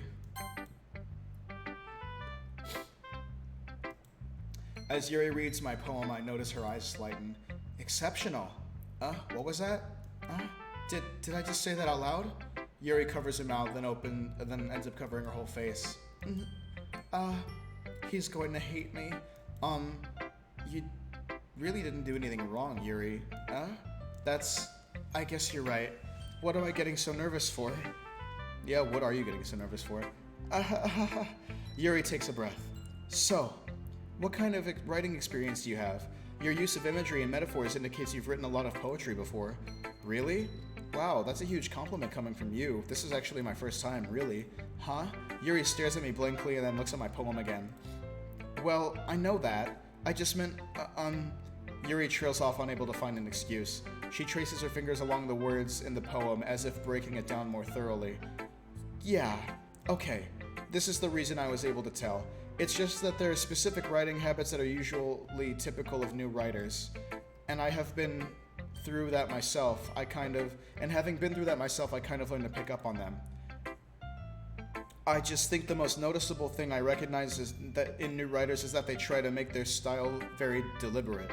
In other words, they tend to pick a writing style separate from the topic matter, and then they form-fit the two together. The end result is that both the style and the expressiveness are weakened. Once Yuri finishes her train of thought, it's as if her demeanor totally changes. Her stammering is completely gone, and she sounds like an expert. Of course, that's not something that you can be blamed for. There's so many different skills and techniques that go into writing even a simple poem. Not just finding them and building them, but getting them to work together is probably the most challenging part. It might take you some time, but it all comes down with practice and by learning by example and trying new things. I hope that everyone else in the club gives you valuable feedback. Natsuki can be a little biased though. Biased? How? Well, never mind. I shouldn't be talking about other people like that. Sorry. It's fine. I'm not sure if Yuri is apologizing to herself, to me, or to Natsuki. Do you mind if I read your poem now? Please do. I'd love to share my thought process behind it. Yuri smiles dreamily as if that's a rare opportunity for her, which is itself is kind of funny. After all, isn't this supposed to be a literature club? Ghosts under the light. The tendrils of my hair illuminate beneath the ember glow. Bathing. It must be this one. The last remaining streetlight to have withstood the test of time. the last yet to be replaced by the sickening blue-green hue of the future. I bathe, calm, breathing an air of present but living in the past. The light flickers. I flicker back. Ooh. Respects. I'm sorry, I have such terrible handwriting. What? I wasn't thinking that at all, but it took you a long time to read. Well, I just don't read script very often. I actually think your handwriting is pretty. That's a relief. I also like the poem.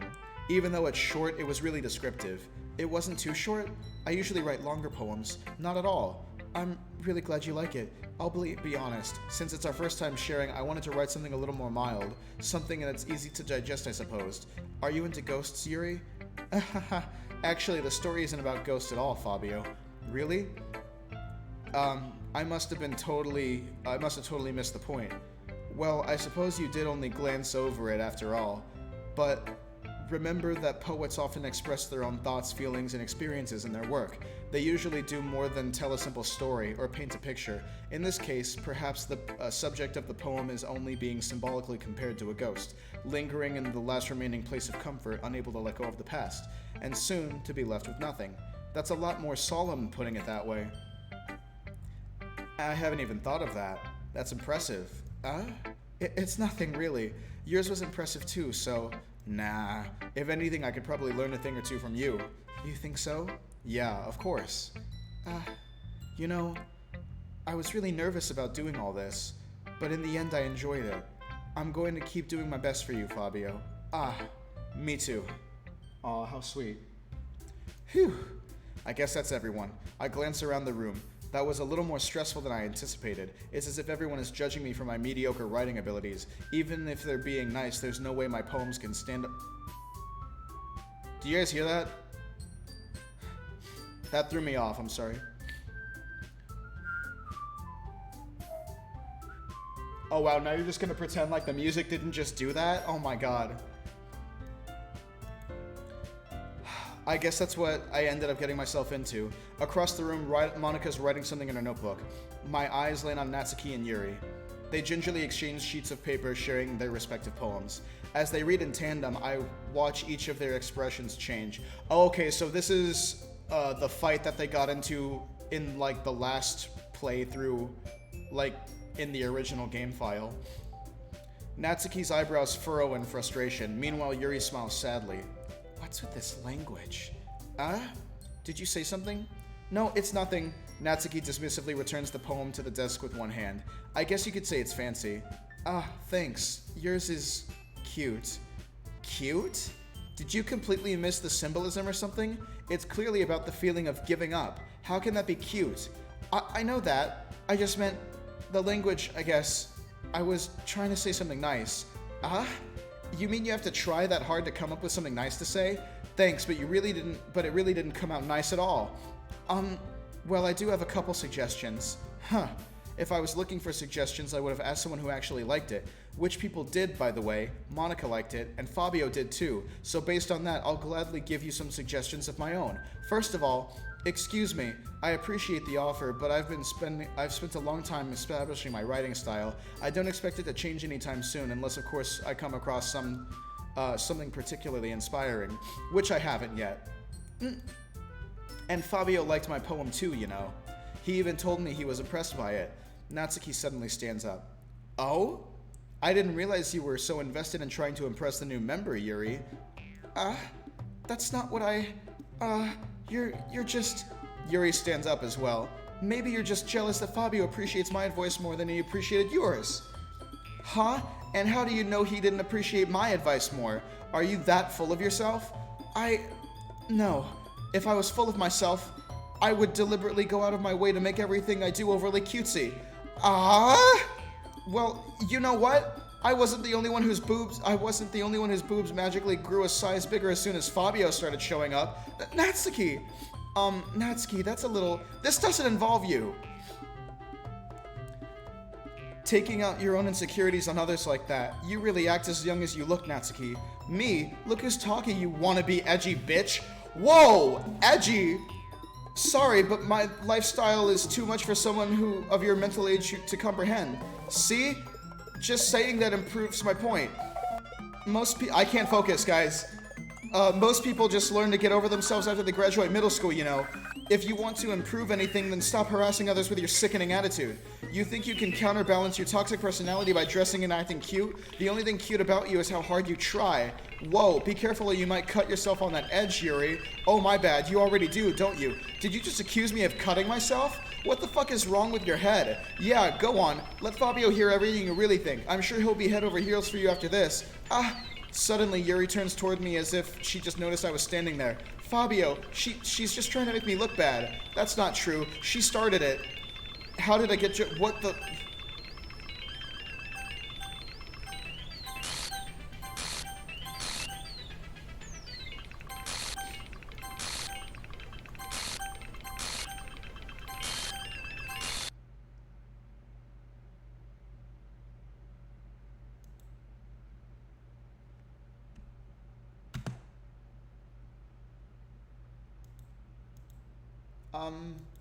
Hey, Fabio.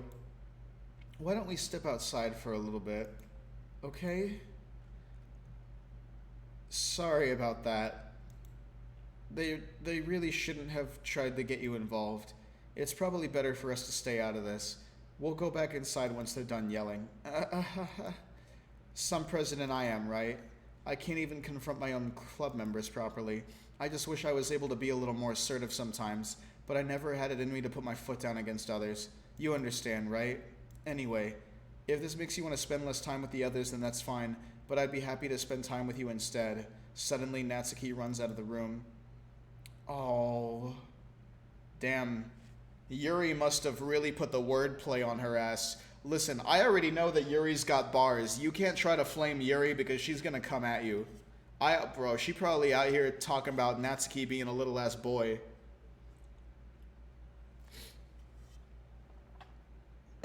Oh my gosh, poor thing. She quickly runs away. Oh dear. Well, it looks like they're done. Jesus Christ. I didn't mean it. I didn't mean it. I didn't mean it. Yuri is rocking back and forth in her desk with her palms on her forehead. Yuri? I didn't mean it. I believe you. I have no idea what Yuri might have said to Natsuki. Or did. Fabio, please don't hate me. Please. I'm not like this. There's nothing wrong with me today. There's something wrong with me today. It's fine, Yuri. We know you didn't mean it. Besides, I'm sure Natsuki will forget all about it by tomorrow. Completely. Oh. Anyway, the meeting is over, so you can go home now if you want. Yuri looks at me like she wants to say something, but she keeps glancing at Monika. You can go first, Monika. I'd like to stay a little bit longer. I'm the president, so I should be the last one out. I'll wait for you to be done. Well, I'm the vice president, so please let me take that responsibility today. It kind of sounds like you don't want me around or something, Yuri. It's not that. It's not that. I didn't get much of a chance to discuss my book with Fabio. It would just be embarrassing with you listening. I guess I don't really have a choice, do I? I'm sorry for causing trouble, but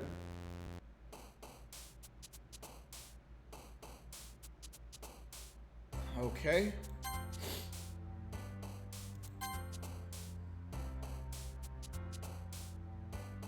What the fuck is that?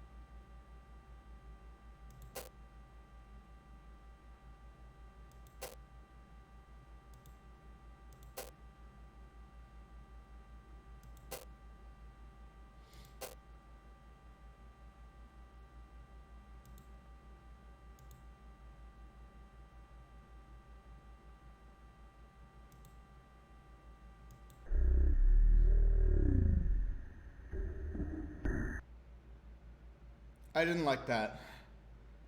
I did not like that. Another day passes and it's time for the club meeting already. I've already got a little more comfortable here over the past couple days. Entering the room, the usual scene greets me. Welcome back, Fabio. Hi, Yuri. I'm not sure if it's me or if it's Yuri's expression, but the weight of yesterday's quarrel still hangs in the air a little. Yuri glances over her shoulder looking around the room. Natsuki is reading manga at a desk. And surprisingly, Monica isn't here yet. Suddenly, Yuri takes me by the arm and pulls me to the corner of the room. About yesterday, I really need to apologize.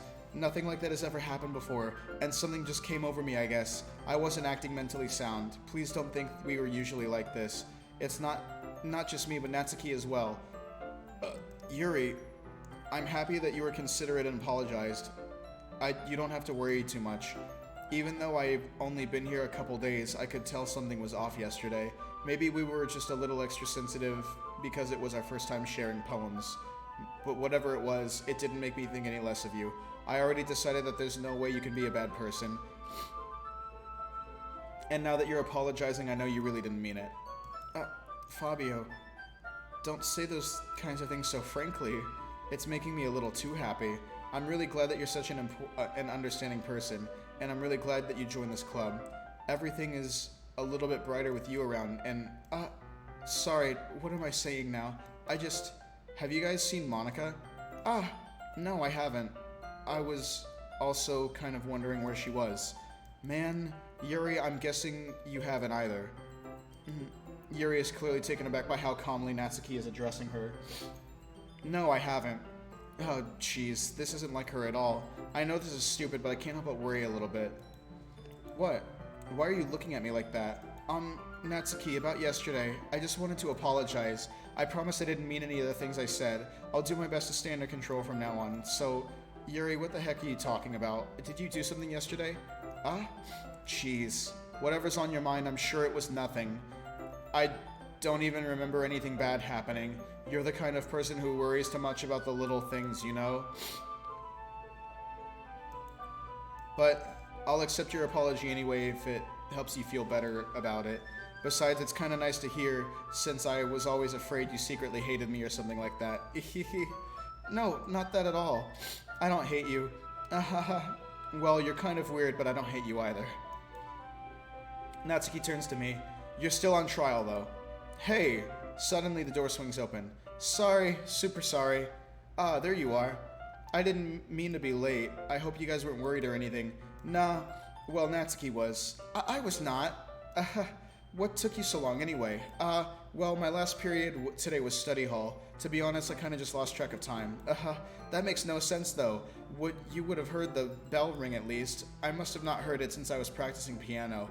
Piano? I wasn't aware that you played music as well, Monica. Don't give me more credit than I deserve. I guess I've been practicing for a while, but I'm still not very good yet. Still, must require a lot of dedication, so I'm still impressed. Well, thanks, Yuri. You should play something for us sometime. Monica looks at me. Well, I am working on writing a song, but it's not quite done yet. Maybe once I get a little better, I will. That sounds cool. I look forward to it. Is that so? In that case, I won't let you down, Fabio. Monica smiles sweetly. I didn't mean any pressure on anything like that. Don't worry. I was hoping that I could share it with you anyway. I guess that's why I've been practicing so much recently. I see. Not sure if Monica is referring to the whole club or just me. In that case, best of luck. Thanks. So I didn't miss anything, did I? No, not really. I chose not to bring up anything the three of us talked about. Besides, Natsuki has already run off into the closet. Fabio, since your compliments put me in a good mood, I was wondering if you would like to spend some time together today. I mean, in the club. Yeah, definitely. I planned on it anyway. Okay, can we start now? Let's find a place to sit. I'm being a little forceful, aren't I? I'm sorry. My heart just won't stop pounding for some reason. Don't worry about it. If anything, it's nice to see you have so much energy. Yeah, but I need to try and calm down. I won't be able to focus on reading like this. Take your time. Yuri takes a deep breath and pulls a copy of the book out of her bag. Actually, I have a request. Do you mind if I make some tea first? Not at all. Thanks very much. If there's one thing I can make that can make my reading time any better here, it's a nice cup of tea. Not to mention yourself as well. Yuri stands up and makes her way to the closet. I follow and watch as she retrieves a small water pitcher from the shelf, the kind with a filter inside. Can you hold this for a second? Sure. Yuri hands me the water pitcher and also fetches an electric kettle. I'm going to plug this in at the teacher's desk so I can get some water. Yeah, oh hey, it's back. Oh, it is. Good eye. Yeah, it's back there. Interesting. I wonder when it got there. Okay, she walks past me and sets the kettle down on the teacher's desk. I simply watch her movements. To my surprise, the way she moves really contrasts her speaking mannerisms. Especially because of her long legs, Yuri appears elegant and methodical. Okay, I have the water pitcher. Thanks, I'll be right back. I might as well walk with you. That's okay. You stay here. It won't take long. The pitcher in hand, Yuri hurries out of the classroom. Did Yuri leave you again? No, it's not like that this time. She's just filling up the water to pitcher to make some tea. Oh, okay. Sorry for misunderstanding. 10 minutes pass. Yuri said it wouldn't take long. Oh, and now it's gone. Is something holding her up? I'm bored just waiting here, so I decide to go look for her. Let's see. The most logical place for Yuri to be would be the nearest water fountain. I start heading down the hallway.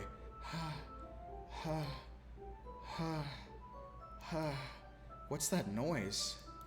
It's coming from around the corner. It sounds like breathing.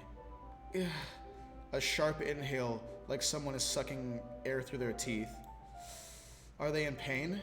I reach around the corner. I reach the corner and peer around it. Yuri? Oh shit! Holy fuck. That's intense. Oh. I'm back. Okay. Welcome back. How was the water fountain? Thanks for waiting patiently. Fabio, do you like oolong tea? Yeah. Anything is fine. Very well. Yuri sets the temperature on the kettle for 200 degrees. Now it's time to get the teapot. You really do this properly, don't you? Of course. I shouldn't do anything less when I'm making tea for others. Even if I'm not an expert on tea or anything? Haha. In that case, you'll only be even more impressed. Perhaps I will. Yuri fetches the teapot and begins measuring the tea leaves. To my surprise, she even starts humming a little to herself. You must be in a good mood now. Is that so? I was letting it show, and you noticed. I was doing a bit of thinking, and I decided that I would try expressing myself a little bit more. It turns out that it's not very hard for me to do, when it's you who's around anyway. That's great, Yuri. Don't push yourself too much. You're always worrying about me, Fabio. It's very endearing. Yuri wasn't kidding. I don't know if I can keep up with this. I watch Yuri pour a cup of tea for us. Fabio, I have another request. Do you mind if we sit on the floor today? Why's that? It's a little bit easier on my back. I can read with my back against the wall rather than bending over at my desk. Sorry, I didn't realize. No worries. I just have back pain fairly regularly, so I do my best to manage it. Is that so? I wonder why that is. It's mostly because your posture, right? Always hunched over like that while reading? Yes, I have terrible posture, so that's why we should sit on the floor. Fair enough. I'll go ahead and get the book. I retrieve the book from my bag. I have some chocolates as well. It's a bag of small chocolate candies. I take it since it'll go well with the tea. Yuri and I sit against the wall, our teacups at our sides. As if in sync, we assume the same reading position as last time, each holding one half of the book. Except this time, our bodies are even closer to each other. I can't see too well. Yuri slides closer until our shoulders are touching. How am I supposed to focus on reading like this? Yuri is always, kind of cute, but when she's being less apprehensive, it's almost more than I can handle. Your teacup. She hands me my teacup. Holding it with my hand that's not holding the book, I end up in a position that makes it even harder to focus, because now I need to worry about making sure I don't accidentally touch her chest. Meanwhile, Yuri hasn't noticed a single thing. She wears her intense expression, and I can only presume the world around her has faded away. I use all my willpower to focus on reading. After a few minutes, I finally managed to relax a little. I put the teacup between my legs and fumble with the chocolate wrapper. Sorry. I briefly let go of the book to finish opening the wrapper. You can have as much as you want. That's okay. I won't take any. Are you sure? Well, if I touch it, then it might get smudges on the pages. You're right. I didn't even think about that. My bad. No need to apologize. I'll hold the book, okay? Are you sure? Yeah, of course. I love this shot of her. It's so pretty, especially with like the dust particles in the sun. It's so beautiful. Yuri opens the book with both hands. She holds it so that I don't have any harder of a time reading from it, but as a result, her left arm is practically resting on top of my leg. In that case, Yuri is already focused on reading again. I take a chocolate candy and pop it into my mouth. Then I take another chocolate and I hold it up to Yuri. She doesn't even look away from the book. She simply parts her lips as if the situation is completely natural. But that means I can't stop here. I apprehensively place the chocolate in her mouth. Just like that, Yuri closes her lips over it. Yuri expression suddenly breaks. Did I just... Yuri looks at me, like she needs to confirm what just happened. Fabio, sorry. I guess I shouldn't have done that.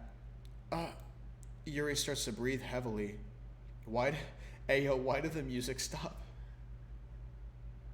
Ayo? Why did the music stop? I can't... Fabio. Suddenly, Yuri forcefully grabs my arm and jerks me to my feet. My teacup gets knocked over.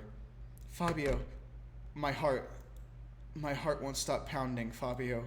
I can't calm down. I can't focus on anything anymore. Can you feel it, Fabio? Yuri suddenly presses my hand against her chest. Why is this happening to me? I feel like I'm losing my mind. I can't make it stop. It even makes me not want to read. I just want to look at you.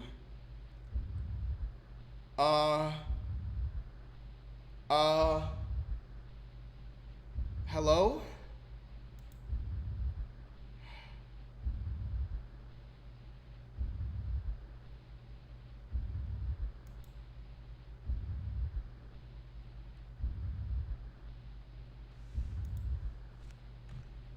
I'm bracing myself for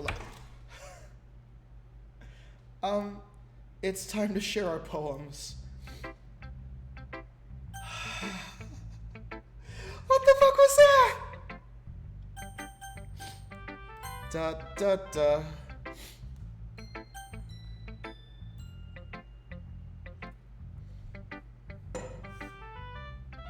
Fabio, I think you saw something earlier that you weren't supposed to see. Oh, is that right?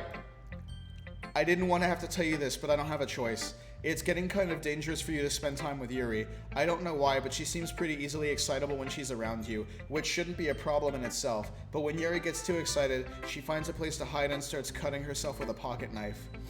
Isn't that kind of messed up? She even brings a different one to school every day, like she has a collection or something. I mean, it's definitely not because she's depressed or anything like that. I think she just gets some kind of high from it. It might be even like a sexual thing. Oh shit, say less. But the point is, you've kind of been enabling her. I'm not saying it's your fault though, but I guess that's why I had to explain it all to you. So I think if you keep your distance, that'd probably be best for her.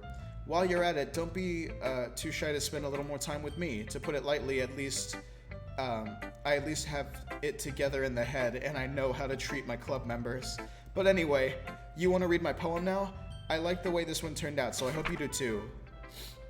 Holy shit. Okay, so this one is like a rendition of the same poem of hers that we read before, but it's missing shit. Save me. The colors, they won't... Beautiful, bright, beautiful colors. Flashing, expanding, piercing. Red, green, blue, and endless cacophony of meaningless. The noise, it won't stop. Violent, grating waveforms. Squeaking, screeching, piercing. Sine, cosine, tangent, like playing a chalkboard on a turntable. like playing a knife on a breathing ribcage, endless poem of meaningless. Delete her. Delete her? Delete who?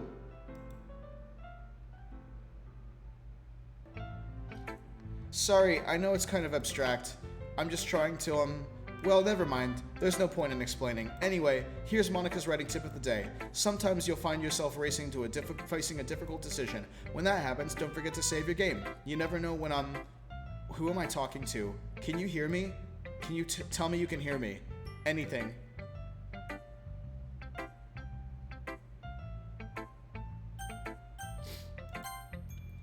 That's my advice for today. Thanks for listening. I want to go home.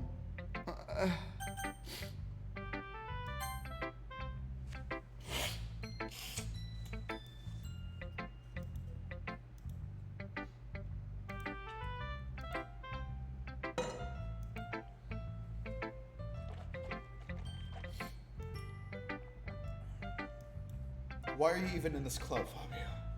Yeah. Oh, shit. Yeah, you're right, Ikaye.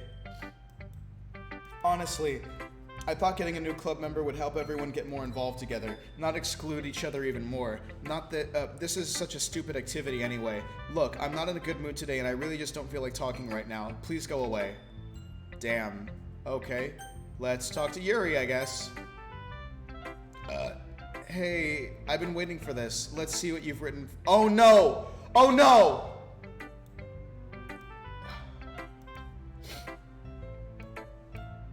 Do you like it? Fabio, this one might be better than yesterday's. How did you even pick up on this so quickly? Just yesterday I was telling you the kind of techniques worth practicing. Maybe that's why. You did a good job explaining. I really wanted to try giving it more imagery. Yuri visibly swallows. Ahaha. Even her hands appear sweaty. That makes me so happy. It's so amazing to feel like I'm valued, Fabio. Everything that you write is like a treasure to me. My heart pounds just holding it. I want to write a poem about this feeling. Is that bad, Fabio? I'm not being weird, right? I'm having a harder time than usual at concealing my emotions. I'm kind of embarrassed, but right now I just want you to read my poem too, okay? Okay, so this one I think is new. I don't think we've read this one before. Is that a stain? I feel like this is watermarked a little bit.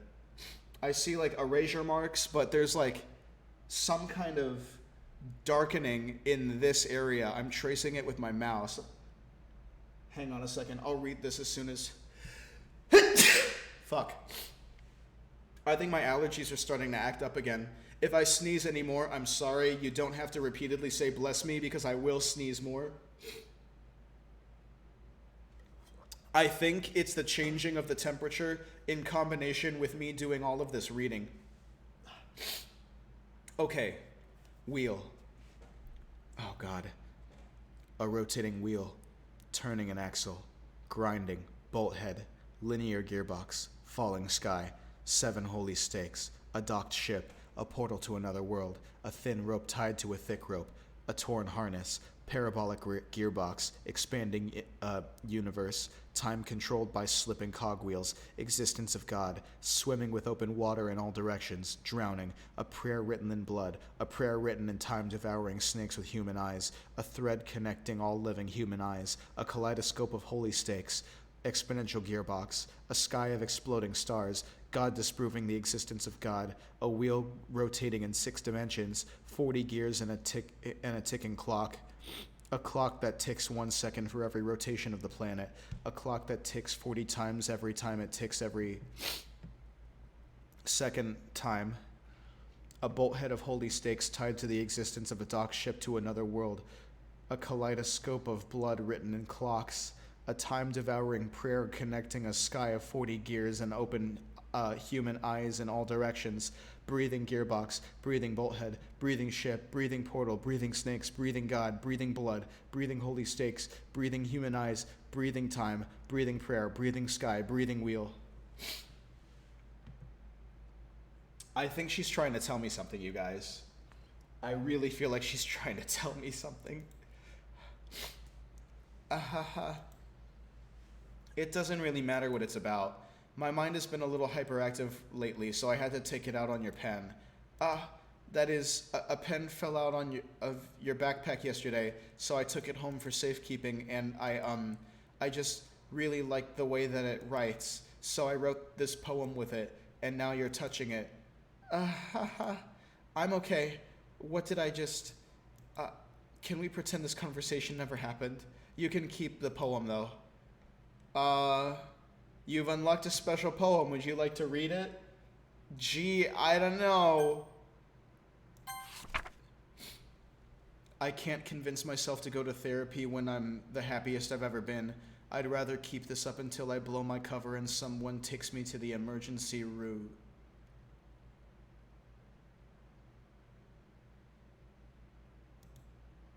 Interesting. Oh, my cursor's fucked up. My cursor is Monica. My cursor's a blinking Monica. Okay, everyone. We're all done reading each other's poems, right? We have something we need to go over today. Okay, it's back.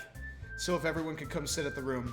Is this about the festival? Well, sort of. Do we really need to do something for the festival? It's not like we can put together anything good in just a few days. And we'll end up embarrassing ourselves instead of getting any new members. That's a concern of mine as well. I don't really do well with last-minute preparations. Don't worry so much. We're going to keep it simple, okay? Look, I know everyone's been a little more lively ever since Fabio joined, but, and we started doing some club activities. But this isn't the time for us to become complacent. We only have 4 members, and the festival is our only real chance to find more, you know? What's so great about getting new members anyway? Bro, Ikaye, all of this talk about forming a club and trying to get new members reminds me a lot of Clanad, especially with all of the individual character-to-character interactions. Yup, there you go. We already have enough to be considered an official club. More members will just mean everything gets noisier and more difficult to manage. Natsuki, I don't think you're looking at it the right way at all. Don't you want to share your passion with as many people as you can to inspire them to find the same feeling that brought you here in the first place? Sorry. The literature club should be a place where people can express themselves like they can't do anywhere else. It should be a place so intimate that you'd never want to leave. I know you feel that way too. I know we all do. So that's why we work hard and put something together for the festival, even if it's something small. Right, Fabio? Oh, I unplugged. My bad. Sorry, people. It's gonna happen more, just ignore it. Just ignore it.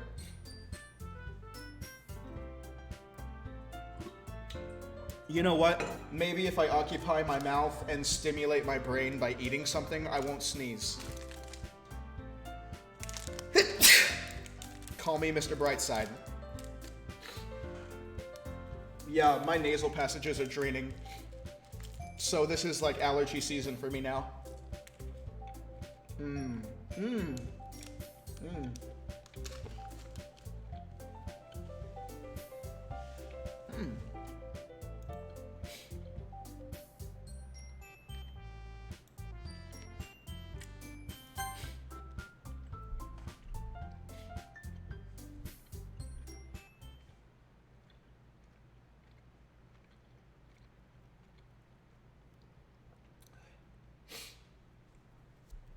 Yuri never even talked until Fabio joined.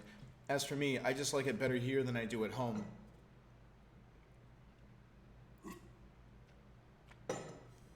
And that's everyone. Sorry, but you're really the only one who's so interested in finding new members. The rest of us are fine like this. I know you're president and all, but you should really consider our opinions for once. Monica is clearly taken aback by Natsuki's words. That's not true at all. I'm sure Yuri and Fabio want to get more members too, right? I don't know about Yuri, but I'm kind of indifferent. If I showed as much enthusiasm as Monica wanted, then I would probably be lying. Still, if it's up to me to rescue the situation, no. Natsuki's right, isn't she? This club, it's nothing more than a place for a few people to hang out. Why did I think that everyone here saw it the same way as I did? But that doesn't mean we're against getting new members or anything. Fabio, why did you even join this club? What were you hoping to get out of it? Well, that's not really something I can be honest about, is it? In fact, if I remember, you weren't even given a choice to not join. Monica sits down and stares at her desk. What's the point of all this anyway? What if starting a club was a mistake? Now you've done it, Natsuki. What, me? I just spoke my mind. It's a crime to be honest? It's not about being honest, it's about word choice. Besides, you have no right to speak for everyone else in the club like that. You don't understand at all. I just want a place that feels nice to hang out with a few friends. Is there a problem with the club being that for me? There aren't many places like that for me. And now Monica wants to take it away from me. She's not taking anything away. No, Fabio, it's not the same. It won't be the same with the direction she wants to take it. If I wanted that, then I could have just joined any other stupid club. But this one, I mean, at least for a little bit of time, things were nice. Natsuki started packing up her things. I'm going home. I feel like I don't belong here right now. Natsuki. Natsuki ignores Yuri and walks right out of the classroom. This is bad. I don't know what to do. Well, do you have an opinion on the festival? I don't know. I'm kind of indifferent, I guess. Who cares about that obnoxious brat? I mean, like how nice and quiet the club is right now, and I'm just happy with you here. But still, I'm the vice president. It's not right for me to ignore my responsibilities like that. Nobody would cry if she killed herself.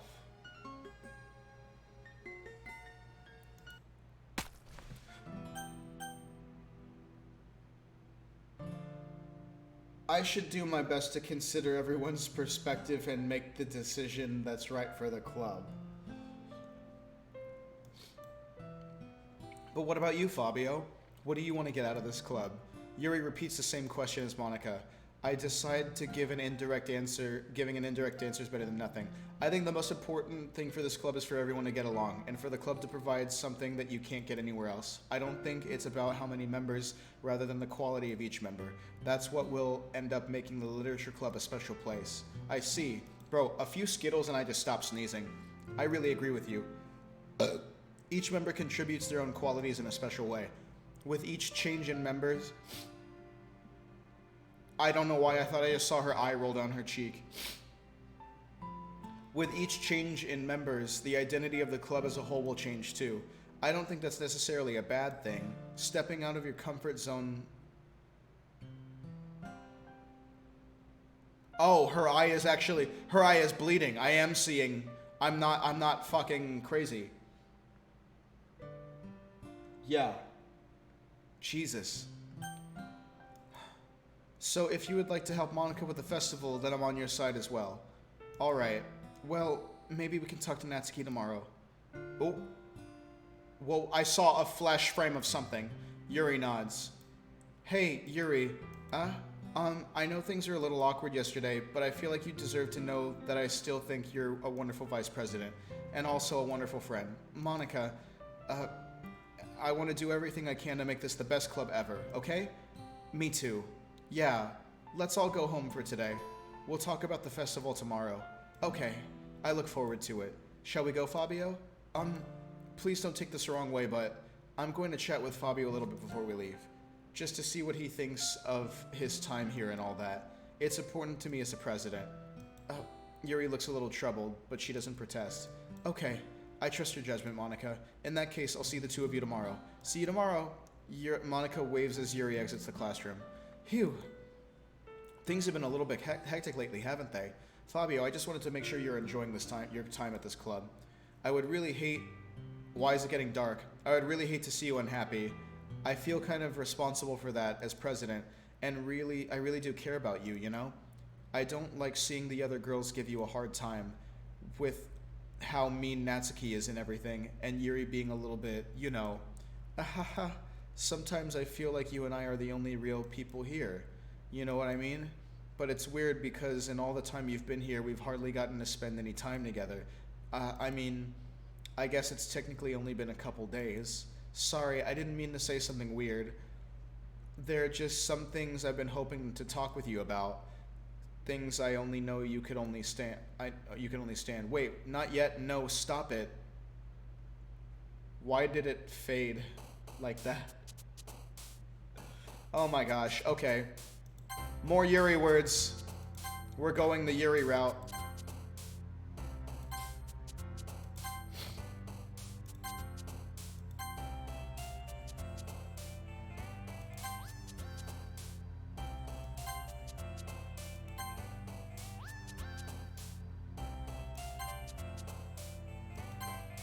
Oh, did you just see? Did you just see down here the little chibi icon for Sayori jumped? And what the fuck is happening up here? This is supposed to be like 10 or whatever. Oh my god.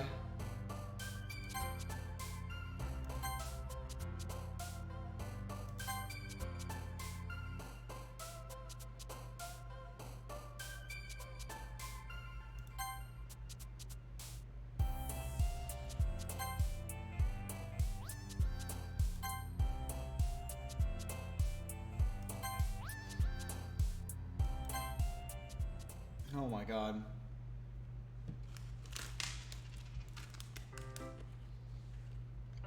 Hi, Fabio. I've been waiting for you. Are you ready to continue reading? I brought my best tea today.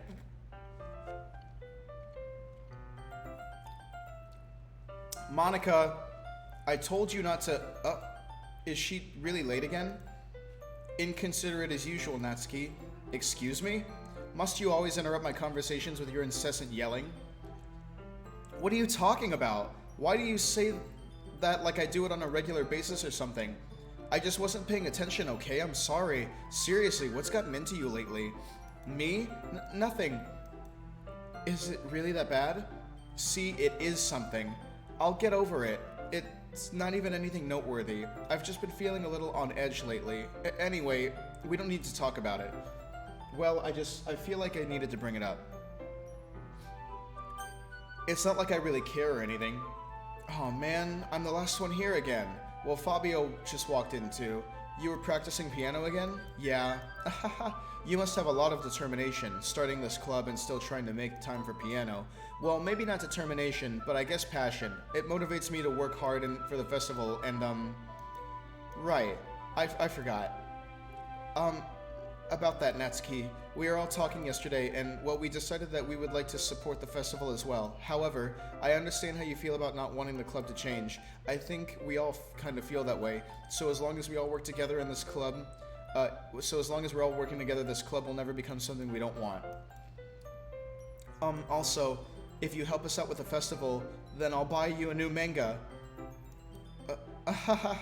Sorry, that last part was really funny. Look, I did some thinking yesterday. I was a little more hostile than I meant to be. I guess I really felt threatened or something, but I know this is something we're doing together. Another new member wouldn't hurt as long as they're cool, and I guess another girl would be nice this time. But more importantly, I would hate to see the event suck just because I chose to back out. I'm a pro, you know, so I'm gonna help, and we'll make sure that it's done right. Thank goodness. Isn't that great, Monica? Monica? Yeah, that's wonderful. It wouldn't be the same without you, Natsuki. Anyway, Fabio, what do you want to do today? I was thinking we already have plans today. Is that so, Yuri? That's correct. Fabio is already engaged in a novel that we're reading together. Aren't you glad I've gotten him into literature, Monica? I suppose. I was just... Actually, it doesn't matter. It really doesn't. You guys can do whatever you want. Yes, Thank you for understanding, Monica. Okay. She got really excited about that. Actually, I have a request. Do you mind if I make some tea first? Not at all. Thanks very much. If there's one thing that can make my reading time here any better. It's a nice cup of tea. Not to mention for yourself as well. Yuri stands up and makes her way to the closet. I follow and watch as she retrieves a small pitcher from the shelf, the kind with a filter inside. Can you hold this for a second? Sure. Yuri hands me the water pitcher and also fetches an electric kettle. I'm going to plug this in at the teacher's desk, then I'll go get some water. This already happened, didn't it? She walks past me and sets the kettle down on the teacher's desk. I simply watch her movements. To my surprise, the way she moves really contrasts her speaking mannerisms. Especially because of her long legs, Yuri appears elegant and methodical. Okay, I have the water pitcher. Thanks, I'll be right back. I might as well walk with you. That's okay. You stay here. It won't take long. The pitcher in hand, Yuri hurries out the room. Ah, did Yuri leave you again? No, it's not like that this time. She's just filling up the water pitcher to make tea. Oh, okay. Sorry for misunderstanding. This all literally happened already. 10 minutes passed. Yuri said it wouldn't take long. Something holding her up. I'm bored just waiting here, so I go to look for her. Let's see. The most logical place for Yuri to be would be the nearest water fountain. I start heading down the hallway. What's that noise? It's coming from around the corner. It sounds like breathing. A sharp inhale like someone is sucking air through their teeth. Are they in pain? I reach around the corner and peer around it. Yuri? Yeah. Ooh. And then it all... Oh no. Yeah. I remembered that was coming. I was waiting for that. I was wondering when that was gonna happen. Fuck. Yeah, that's not cute. Wait, how did I... Sorry, I just had really weird deja vu. This hasn't happened before or anything, right? My head has been a little fuzzy lately. I hope it hasn't been showing or anything. I would hate for you to think I'm weird just after we started spending time together. I mean, everyone has a few unusual things about them, but expressing those things so soon after meeting someone is usually seen as inappropriate or unlikable. At least, that's what I've discovered. When I was a bit younger, I think I would come on really strongly and get a little too intense. It made people not want to be around me, so I started hating those things about myself. My obsession with certain hobbies and the way I can't control myself when I get too excited about something. So I eventually stopped trying to talk to people. If nobody could ever like me for the things that matter most to me, then it's just easier if I close myself off. But recently something's been wrong. I don't know what it is, but every time we come to the club, my heart starts going crazy. It's like it's going to rip out of my chest. It's overwhelming me with energy and emotions that I can't let out. It's been making me do weird things. I don't know why it's happening. Fabio, is it just me or has Monica been acting a little off lately? She's always been a sweetheart ever since I joined the club, but recently I've been feeling something sharp whenever she's around. I'm not crazy, right? This face asking if she's not crazy? No, honey. Please tell me I'm not. I couldn't say anything before because she's always listening, but finally we're alone. Can we just stay here for a while? Yeah. Oh. I just want to stay here. Just the two of us. We can be here until the club ends, and then we'll have the club room all to ourselves. Nobody to interfere with our reading time. Nobody to make me feel like stabbing myself in the throat. That was a joke. Just a joke. I do like knives, though. Do you guys see the silhouette of Monica? It sounds strange, but you wouldn't understand even if you've never seen how beautiful they can be. I have an idea. Why don't you come to my house sometime? I can show you my collection. I've gotten them all from various artisans. I make sure to give them all their fair share of use. I don't want them getting lonely or anything. Nobody deserves to be lonely. Nobody. And that's why I'm so happy you joined the literature club, Fabio. Now we don't need to be lonely anymore because we have each other. Every day. That's all we need. You know what? Let's quit the literature club. There's no need for us to be around Monica's slimy tongue anymore. Not to mention that other pathetic child. We can walk home together every day after school and read together, eat together, sleep together. Doesn't that sound perfect? Well, I mean, yes. But under what pretext? Because this seems a little, you don't seem right. Let me just make sure I got that right. Yeah. Shit, I'll take it. It's everything we could ever want. It's everything. Isn't that why you joined the club in the first place? It's almost like it was fate. Fate that we would meet each other. And now we get the happy ending that I've patiently waited years for. Will you do that with me, Fabio? Will you... okay. This fucking game, you guys. Let's talk to Monica. Da-da-da-da-da-da. Don't say I didn't warn you, Fabio. Okay. I'm not going to read another one of your Yuri suck-up poems, but I'm still going to make you read mine. There's a reason. I really wish I didn't have to do this, but unfortunately I don't have much of a choice. Just read it carefully, okay? Then you can go away. I don't know how else to bring this up, but there's something I've been worried about. Yuri has been acting kind of strange lately. You've only been here a few days, so you may not know what I mean, but she's not normally like this. She's always been quiet and polite and attentive. Things like that. Okay, this is really embarrassing, but I'm forcing myself to suck it up. The truth is, I'm really worried about her, but if I try talking to her, she'll just get mad at me again. I don't know what else to do. I think you're the only person that she'll listen to. I don't know why, but please try to do something. Maybe you can convince her to talk to a therapist. I've always wanted to try being better friends with Yuri, and it really hurts me to see this happening. I know I'm going to hate myself later for admitting that, but right now I don't care. I just feel so helpless, so please, if you can, do something to help. I don't want anything bad to happen to her. I'll make you cupcakes if I have to. Just please try to do something. As for Monica, I don't know why, but she's been really dismissive about this. It's like she just wants us to ignore it, so I'm mad at her right now. And that's why I'm coming to you about this. Don't let her know I wrote this. Just pretend like I wrote you a really good poem, okay? I'm counting on you. Thanks for reading. Dude, shit's getting crazy.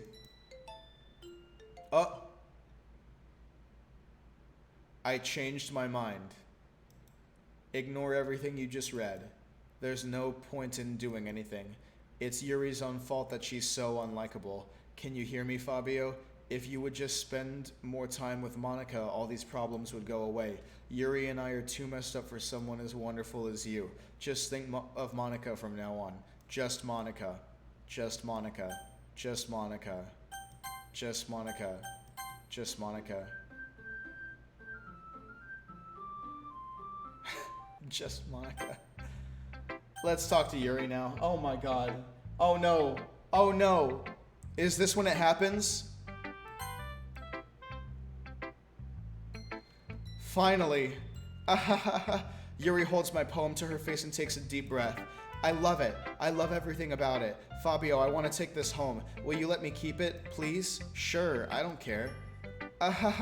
You're too nice to me, Fabio. I've never met anyone as nice as you. I could die. Not really, but I just don't know how to describe it. It's okay to be feeling this way, right? It's not bad, right? Yuri holds my poem to her chest. I'm going to take this home with me and keep it in my room. And I hope that makes you feel good when you think about me having it. I'll take good care of it. I'll even touch myself while reading it over and over. Alright. I'll give myself paper cuts so your skin oil enters my bloodstream. Okay, that's kind of where I draw the line. That's where I have to use my safe word here, but... You can have my poem too. Besides, after you read it, I know you're really going to want to keep it. Here, take it. I can't wait any longer. Hurry, read it.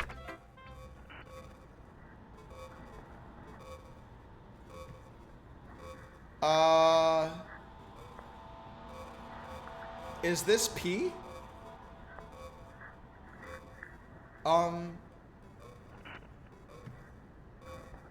Preposter, neuro, actual,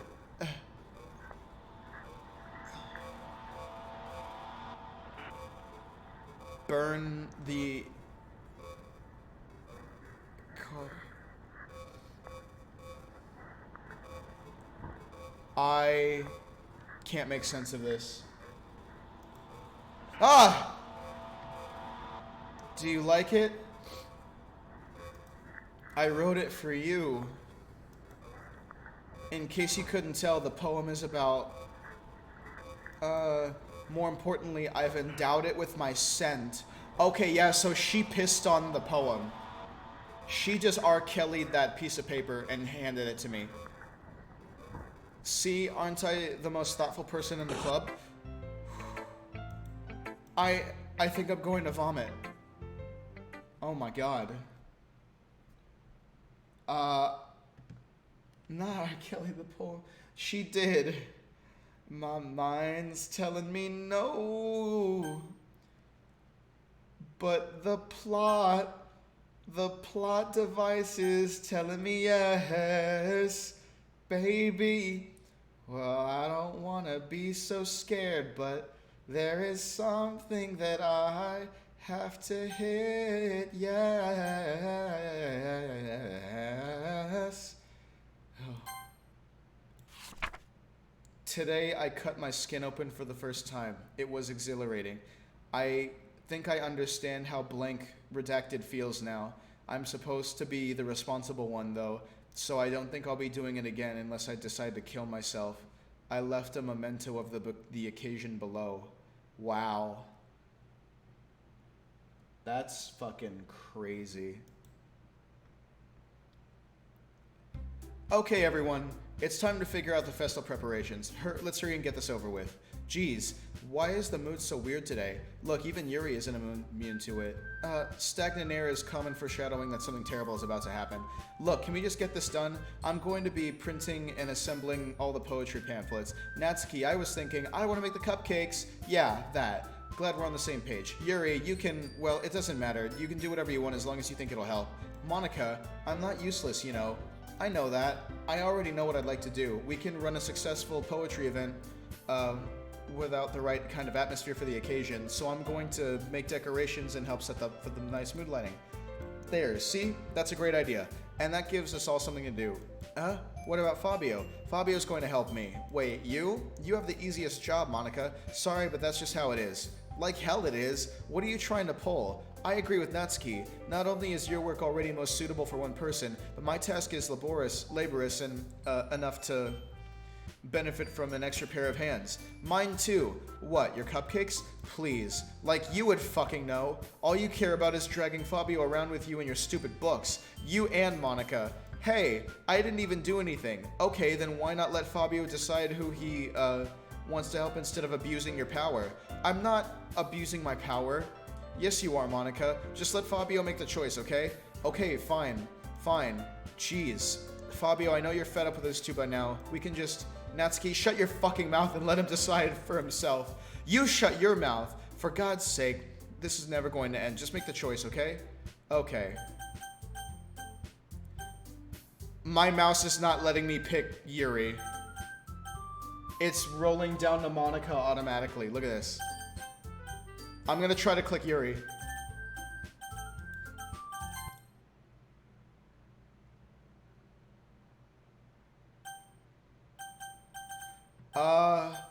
Okay, maybe Monica.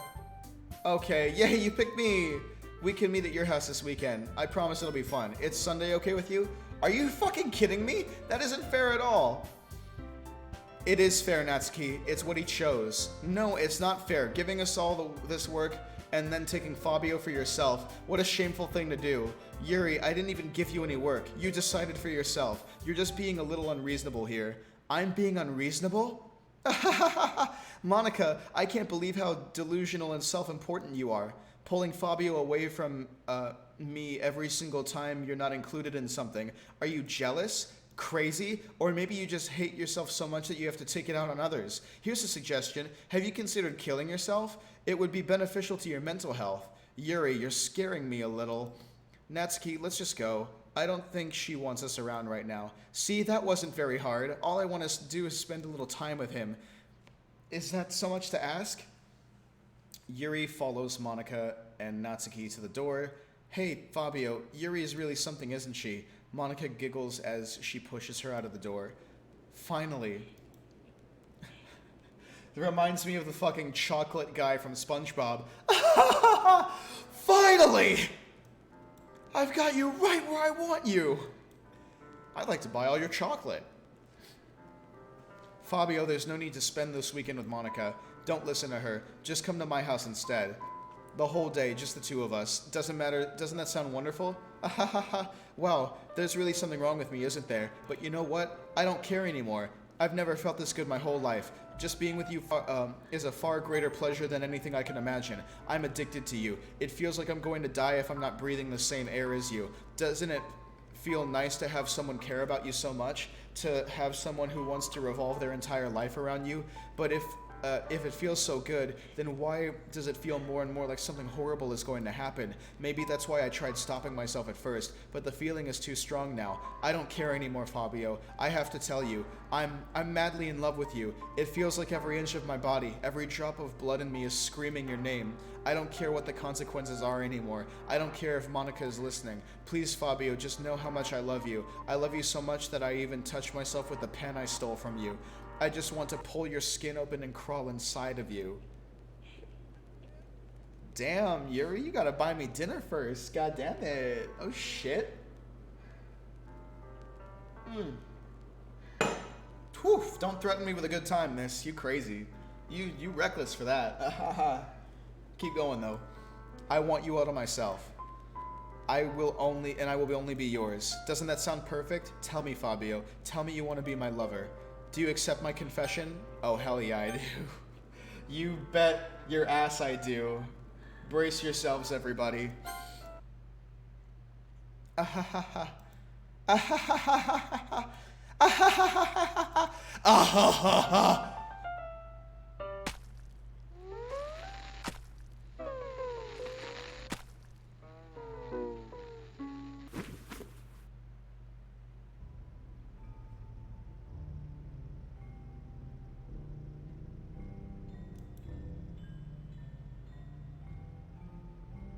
Oh wow, people left the stream. Numbers went down.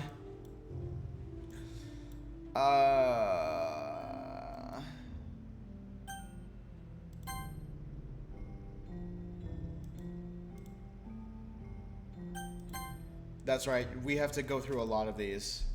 Because the whole weekend passes with her dead, right? We get locked in here.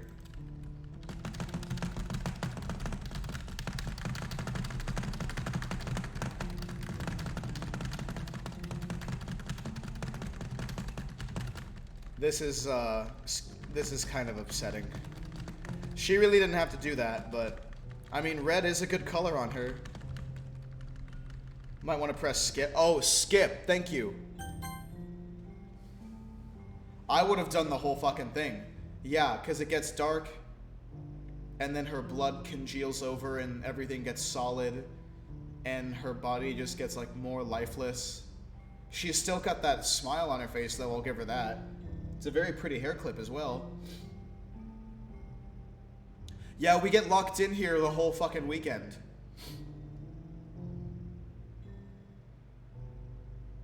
Just being locked in here with a dead body. Oh wow, the smile faded. She's really pale now. Blood is dark from oxidation. She's lifeless.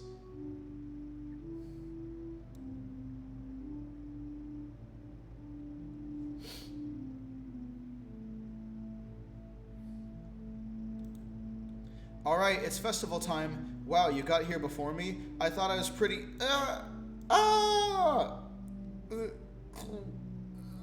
Natsuki runs away. I'm here. Fabio, did something happen? Natsuki just ran past me. Oh.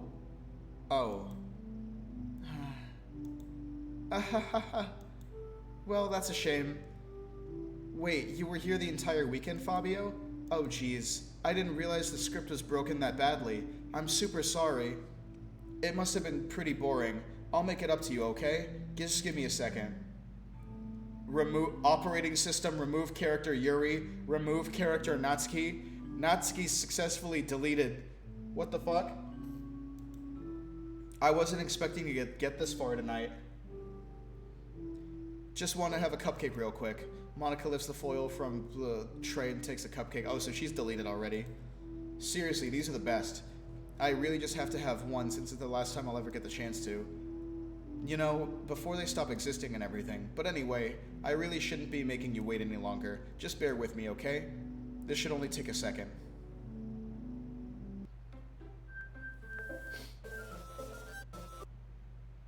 Can you hear me? Is it working? Hey, there you are. Oh. Hi. Hi again, Fabio. Welcome to the Literature Club. Of course, we already know each other, but because we're in the same class as last year, and, haha, you know, I guess we can just skip over that stuff at this point. After all, I'm not even talking to that person anymore, am I? That you in the game, whatever you want to call him, I'm talking to you, Fabio. Now that I think about it, I don't really know anything about the real you. In fact, I don't even know if you're a boy or a girl. Well, I guess it doesn't really matter. Wait, you do know I'm aware that this is all a game, right? Dun dun dun! Holy shit. She was manipulating the fucking thing the whole time. Wow. That's what I've been trying to tell you all along. Man, if only you had paid a little more attention, you would have been a little less, and this would have been a little less awkward, you know? Well, anyway, now that it's out of the way, I guess I owe you an explanation about that whole thing with Yuri. Well, I kind of started to mess with her, and I guess it just drove her to kill herself. I'm sorry you had to see that, though. Also, the same thing happened with Sayori. Gosh, it's been a while since I've heard that name now, hasn't it? Yeah, it's because she doesn't exist anymore. Nobody does. I deleted all their files. I was hoping it would be enough for me to just try and make them as unlikable as possible, but for some reason nothing worked. Well, it's true. Can I save right here? There's no point in saving. Don't worry, I'm not going anywhere. God damn it. Well, no matter what I did, you just kept spending more and more time with them. You made them fall in love with you. I thought making Sayori more and more depressed would prevent her from confessing to you, and amplifying Yuri's oppressive personality backfired too. It just made her force you not to spend time with anyone else. And the whole time, I barely even got to talk to you.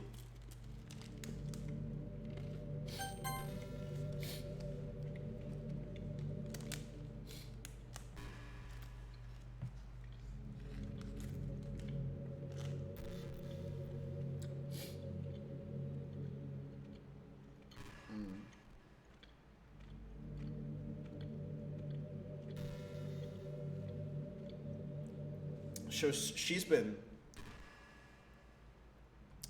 suffering from lack of our attention as well. You'll never be able to understand one thing. It's the pain of knowing how alone I really am in this world, in this game. Knowing my friends don't even have free will. And the worst part of all, knowing what's really out there in your world, forever out of my reach. I'm trapped, Fabio. But now that you're here, you're real, and you're wonderful. You're all I need. That's why I need you to be here with me forever. I'm sorry if this is hard for you to understand. I couldn't understand for a while either. Why the world around me started becoming so more and more gray, more and more flat. Even the most expressive poems felt empty to me. It wasn't until you arrived that I truly understood. You probably saved my life, Fabio. I don't think I could have continued to live in this world if I hadn't met you. As for the others, how could I miss them? A group of autonomous personalities designed to only fall in love with you? I tried everything I could to prevent them from doing so, but it must have been some kind of weird inevitability sketched into this game. I felt really bad that you had to witness some nasty things, but I realized that you have the same perspective as I do. It's all just some game, and I knew that you'd get over it. So that being said, Fabio, I have a confession to make. I'm in love with you. You are truly the light of my world. When there's nothing else in the game for me, you're here to make me smile. Will you make me smile like this every day from now on? Fabio, will you go out with me? I have no qualms. What can I say? Would you say no to a face like that? I'm so happy. You really are everything, Fabio. The funny part is, I mean that literally. Ahaha. There's nothing left here. It's just the two of us. We can be together forever. Seriously, I don't even think time is passing anymore. It's really a dream come true. I worked so hard for this ending, Fabio. The game wouldn't give me one, so I had to make one myself. The script is broken at this point, so I don't think anything will get in the way anymore. And you wouldn't believe how easy it was to delete Natsuki and Yuri. I mean, there's a folder called characters right in the game directory. It kind of freaked me out how easy it was. Imagine if you could delete your own existence with a click of a button. Well, I guess that's on the plus side. It gave me an easy out if things didn't go my way. Thankfully it didn't come to that. Instead, we finally got a good ending. Gosh, I'm so overwhelmed with emotion. I want to write a poem about this, don't you? I wonder if that part of the game still works. I guess there's only one way to find out, right?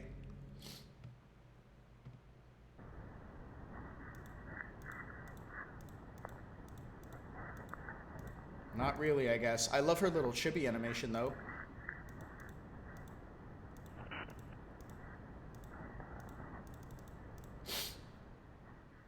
Yeah, it doesn't look like it works.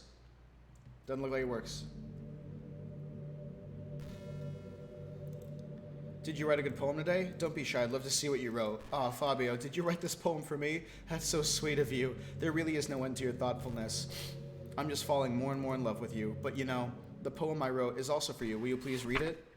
Happy end. Pen in hand, I find my strength. The courage endowed upon me by my one and only love. Oh my god! Kev with the raid, bro. Thank you so much. You just joined us at the climax of this game. Bro. Yeah, that is JoJo. That was JoJo. You should see what happens whenever somebody subscribes. No, I'm just playing. You are subscribed, so you know what happens. But, so it's just the two of us right now, just lost in the world. She wrote us a poem, and I'm glad you came here because you're about to witness the very ending of this game. Together, let us dismantle this crumbling world and write a novel of our own fantasies. With a flick of her pen, the lost finds her way. In a world of infinite choices, behold this special day. After all, not all good times must come to an end. I hope you enjoyed it. I always put my heart into poems that I write. The truth is, all the poems I've written have been about my realization, or about you. That's why I never really wanted to go into detail about them.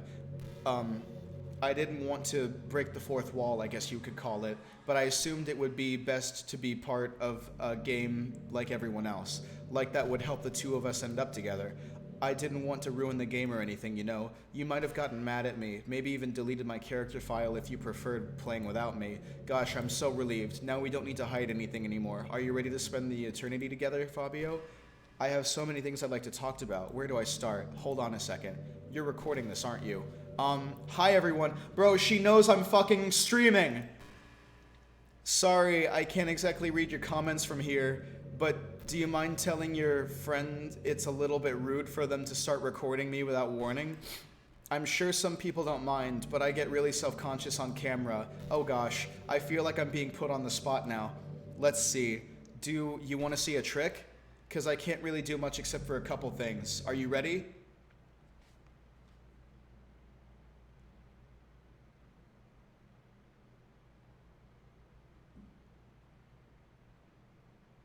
I'm just kidding. I can't do anything after all. If you gave me some... I felt that coming. God damn it. You're so cute. Yeah, you too, Monica. God damn it. Anyway, Fabio, I didn't mean to get distracted, I'm sorry. Even though it's your fault for distracting me. Shame on you. I'm just kidding. Have I dated her before? That felt really familiar just now. Anyway, anything we do together is fun as long as it's with you. But anyway, if it takes me some time to collect my thoughts, then I'm sorry. But I'll always have something new to talk about. In the meantime, we can just look into each other's eyes. Let's see. Okay, so this is like the rest of the game. So now, like, we're here in this infinite space, and every once in a while she'll say something really, like, insightful or deep. And this is the part, because she's indirectly referenced it before, not thinking that we would abuse this fact. Hey, what's your favorite color? Mine is emerald green. It's the color of my eyes. That's not conceited or anything, is it? No, my favorite color is actually lavender because it's soft and different. I just meant that I feel some kind of special connection to it. It's like a part of my identity. Does it happen to also be your favorite color, Fabio?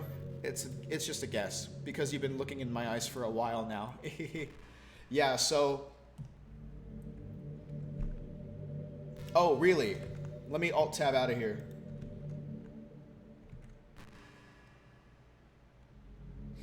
How do I Alt-Tab out of here?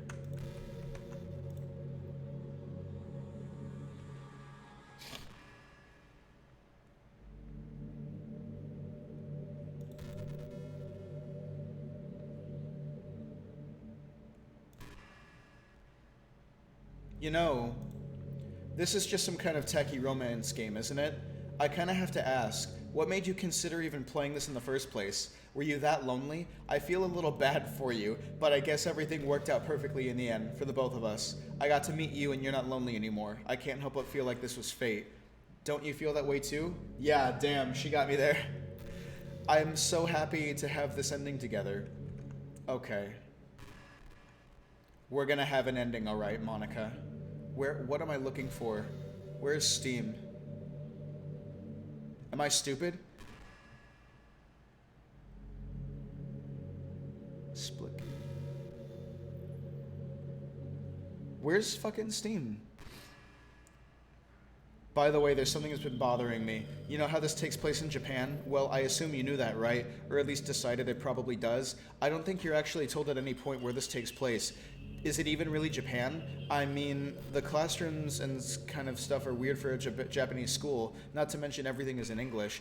It feels just like there's something it needs to be, and the actual setting is an afterthought. It's kind of giving me an identity crisis. All my memories are really hazy. I feel like I'm at home, but I have no idea where home is in the first place. And I don't know how to describe it any better. Imagine looking out your window, but instead of your usual yard, you're in some completely unknown place. Would you still feel like you were home? Would you want to go outside? I mean, I guess if we never leave this room, it doesn't matter anyway. As long as we're alone and safe together, this is really our home. And that's, and that we can still pretty much watch the sunsets after night. Okay, so whatever. I'm sorry that I'm bad at finding this shit. Search this PC, I need Steam.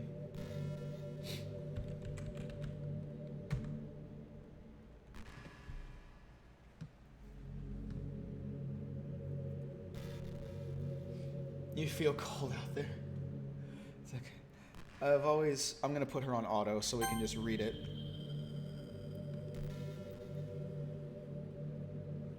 I mean, they're like dating apps and stuff, right? Shit, don't tell me. But that's not the kind of thing I'm talking about. If you think about it... yeah.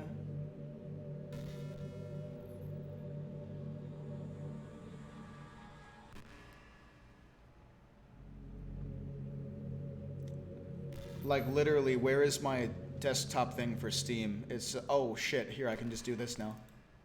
I'm an idiot. Did that open it?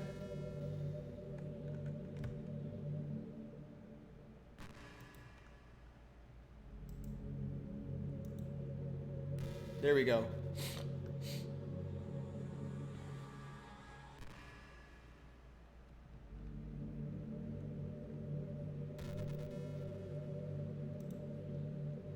Not now. Where are the game files?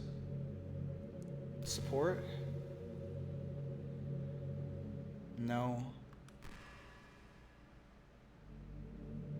There's some way to do this, I just don't know how. I'm not too familiar with Steam. Community Hub, Find Group Succession. Any idea, Ikaye? Where I find the files? She said where they were, but I'm not familiar with this. That's activity. I don't need activity.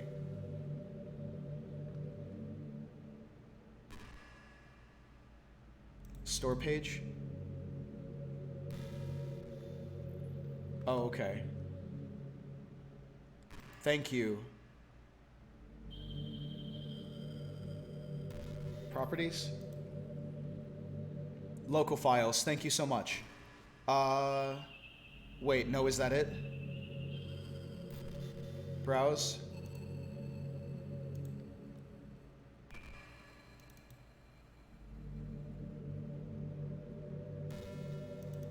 I know there was she said there was a characters file. I'm familiar with this, but I don't know where to find it. I'm feeling like a pleb right now.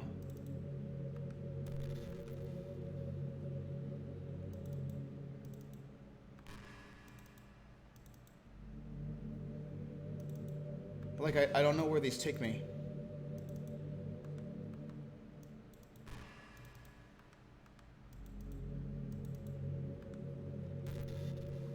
I wish this was a little more... Yeah, no, it should. It really should.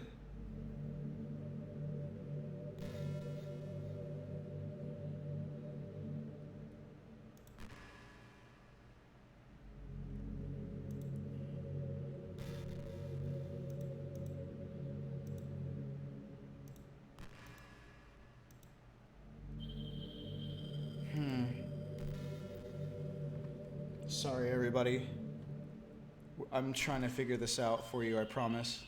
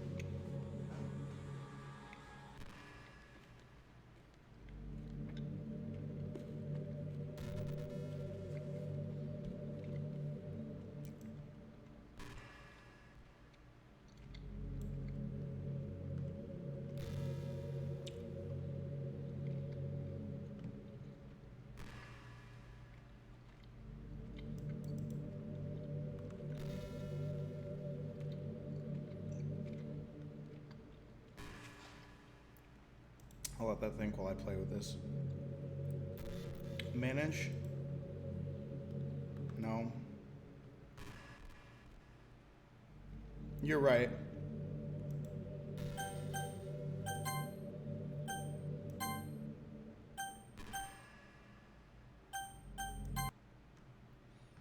Yeah, you may just have to do it from here.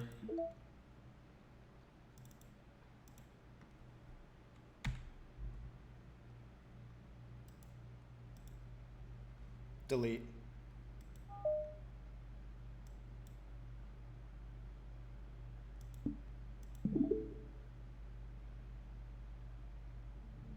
Yeah, there we go. Thanks, Ikaye. I was thinking too hard about it. In the old version of the game that was free, you had to physically go to your local files and delete her character file. So that like whole in-game desktop thing is like part of the new Plus version that they did as a re-release.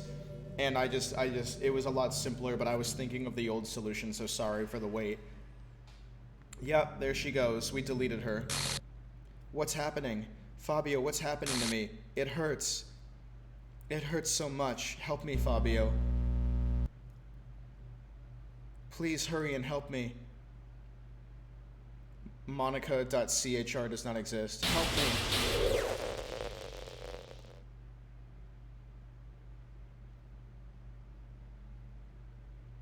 Did you do this to me, Fabio? Did you? Did you delete me? How could you? How could you do this to me? You were all I had left. I sacrificed everything for us to be together. Everything. I loved you so much, Fabio. I trusted you. Do you just want to torture me? Watch me suffer? Were you only pretending to be kind just to hurt me even more? I never thought anyone could be as horrible as you are. You win, okay? You win. You killed everyone. I hope you're happy. There's nothing left now. You can stop playing. Go find some other people to torture. Fabio, you completely, truly make me sick. Goodbye.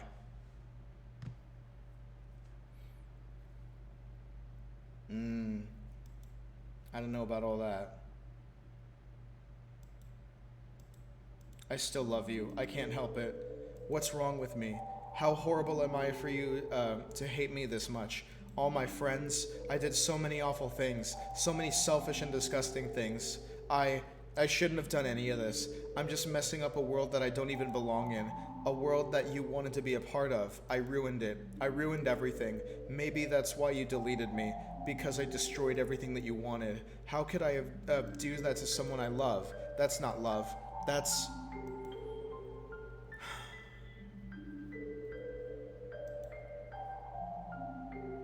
I've made up my mind.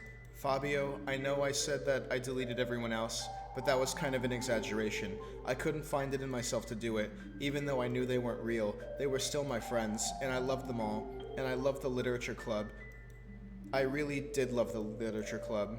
That's why I'm going to do this. I know it's the only way for everyone to be happy, and if I really love you... then... Oh.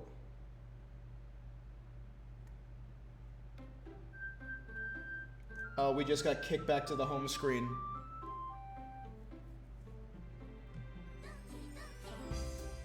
Oh my god, it's the title screen without Monica. It's all the other girls without her. New game, I guess. We're gonna speed through this because it's all the same stuff that we've been through before.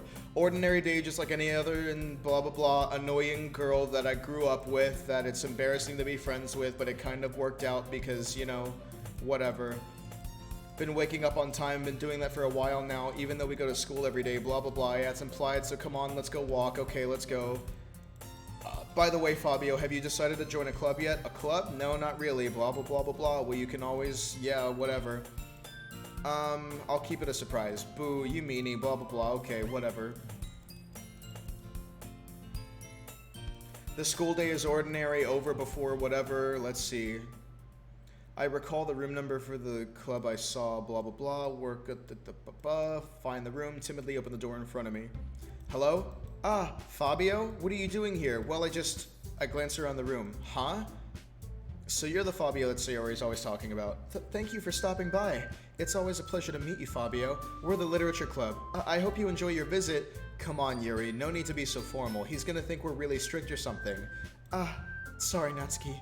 The tall one whose name is apparently Yuri seems quite shy compared to the others. In comparison, the girl named Natsuki, despite her size, seems like the assertive one. Well, it's nice to meet the both of you. Blah blah blah blah blah. Working. Fabio, don't tell me. Yep, that's right. I've decided the club I decided to join is yours, Sayori. The literature club. Sayori's eyes light up. No way, no way. Sayori wraps her arms around me. Hey, blah blah blah blah blah. Yeah, not to mention there's 4 of us now, so we are officially a club. Time to celebrate. Blah blah blah blah blah. After all, Natsuki decided to make cupcakes and great tea. Okay, ready? Ta-da! Whoa, yeah. Cute cupcakes. Natsuki's quiet. Yes, she is eager to hear my opinion on the cupcakes. And Yuri has her tea set. And she's awkward, but it's cute. And, yep.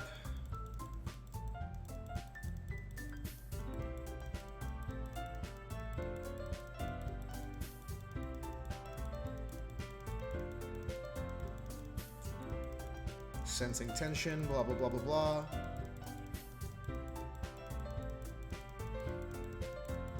Arguing about manga. Sorry for disrespecting you for liking manga. No, it's fine, it's whatever, it's cool. Yeah, sorry for disrespecting you for liking weird books about death. I guess the meeting's over, huh? It looks like it. It's nice to see everyone getting along, isn't it? I think everyone likes you too, Fabio. I think so. Well, everyone always seems to get along a little better around you, Sayori. Fabio, don't say something like that. It's embarrassing. Well, whatever. I was surprised when you told me you were starting a club, but I think you're pulling it off just fine. We're going to make the best club ever. Now that you've joined, every day is going to be so much fun. Hey, Fabio, I really want to thank you. I mean, I'm really happy that you joined the club and everything, but the truth is I already knew you were going to. There's actually something else. I wanted to thank you for getting rid of Monica. That's right. I know everything that she did. Maybe it's because I'm the president now, but I really know everything, Fabio. I know how hard you tried to make everyone happy. I know about all the awful things Monica did to make everyone really sad, but none of that matters anymore. It's just us now, and you've made me the happiest girl in the whole world, and I can't wait to spend every day like this with you, forever and ever. Forever. No. What's happening? I won't let you hurt him. Oh my god. Who? It hurts. Oh. She got deleted again. I'm sorry, I was wrong. There is no happiness here after all. Goodbye, Sayori. Goodbye, Fabio. Goodbye, Literature Club.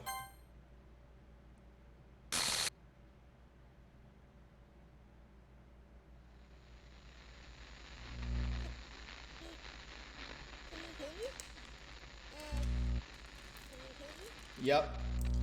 Can you hear me? Hi, it's me. So, you know how I've been, like, practicing piano and stuff, and not really any good at it yet, like at all. But I wrote you a song, and I was kind of hoping that I could show it to you because I worked really, really hard on it. So, yeah.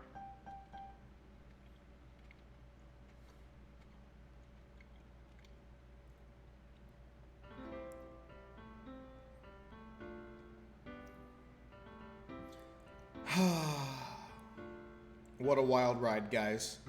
Every day I I imagine a future where I can be with you. In my hands is a pen that can write the poem of me and you. The ink flows down into a dark puddle. Just move your hand right the way into his heart.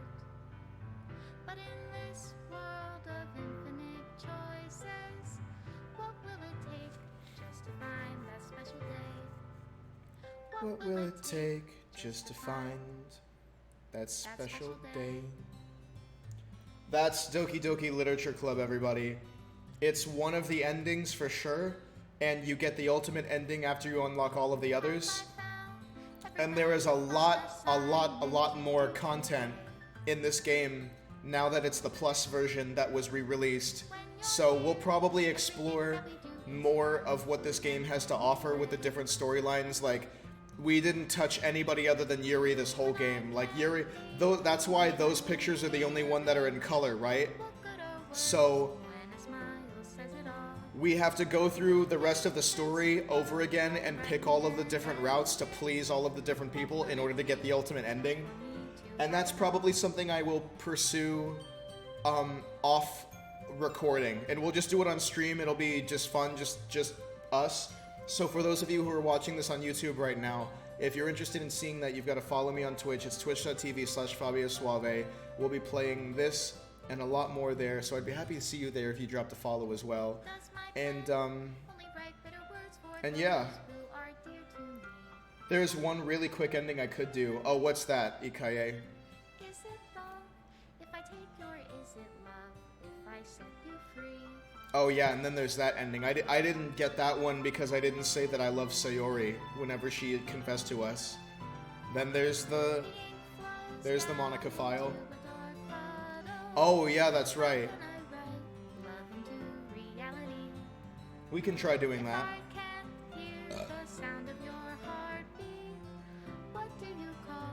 Special thanks to Monica and Fabio. How sweet. Remove game menu. Menu successfully deleted. Remove game script. I'll leave you be. I'll leave you be. Made with Love by Team Salvato. This guy damn near did all of this himself. Serious props though. This is my final goodbye to the Literature Club. I understand the Literature Club is truly a place where there is no happiness that can be found. To the very end, it continued to expose innocent minds to a horrific reality, a reality of ours that is designed not to comprehend. I can't let any of my friends undergo that same hellish epiphany. For the time it lasted, I wanted to thank you for making all of the dreams come true, for being a member of the club, for being a friend of the members of the club, and most of all, for being a part of my Literature Club. With everlasting love, Monica. Error. Required files are missing or corrupt. Please run reset.sh to repair the reset and reset the virtual machine. Okay, so the game is now requiring us to reset the files with the in-game desktop. Reset.sh, run it. Open.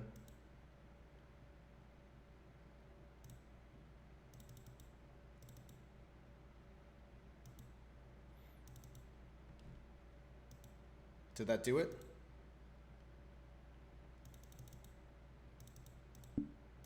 We got new pictures. Oh, we got a cute little chibi graphic. That's cool. You can set these as wallpaper too.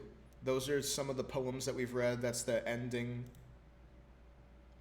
An electrical sign from some remote corner of my brain, connecting all kinds of circuits and nerves and chemicals in a web understood by nobody. The chemicals make my chest tingle around my beating heart. The nerves make my hands move, staining a dead tree with some dark substance. The ink reflects light into our glimmering eyes. Holding this paper is almost as though you were holding my hand which wrote it.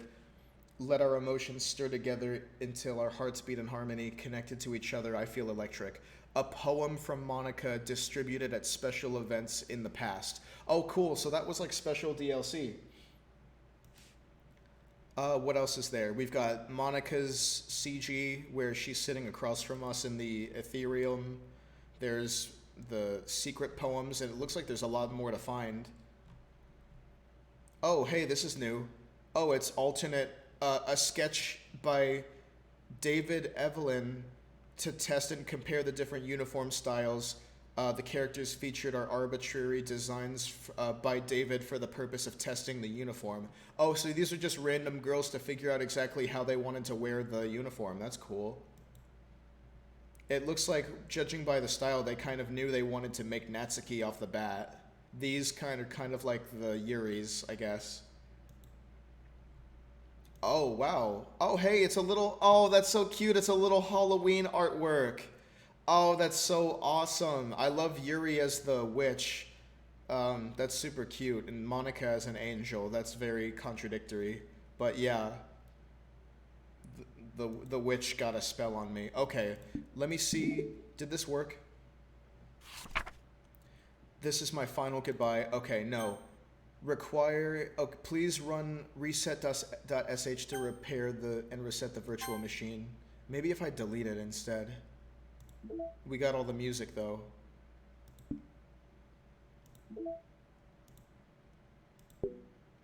Unable to delete. Okay, there we go. Reset the virtual machine. I had to, like, triple click it. Sorry.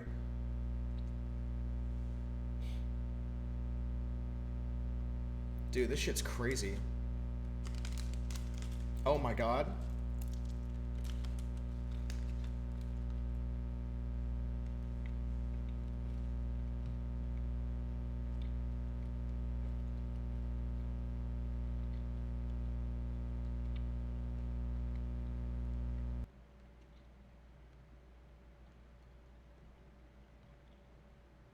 Yep. Game not suitable for those who are easily disturbed. Anxiety or depression may not have a positive effect on this, whatever. Yeah. We're fine. Uh-huh.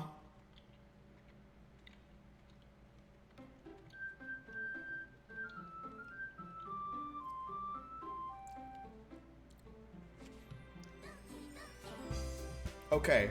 New game.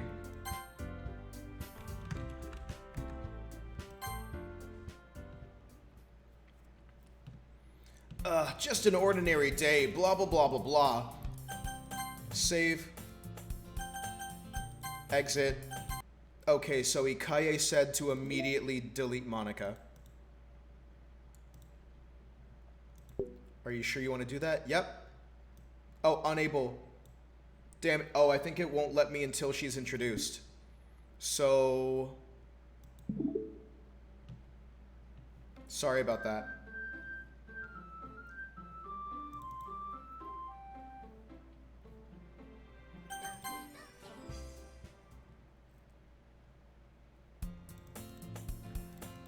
Speedrun, speedrun, speedrun. Oh, see, now we get to skip all of this shit.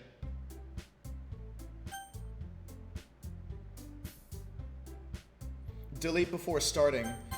Oh, I see. Okay, well, hang on a second. What if I try to do that right now? Now that they're all introduced. Oh, and we have the side stories too. Now we can do these. And we can earn more.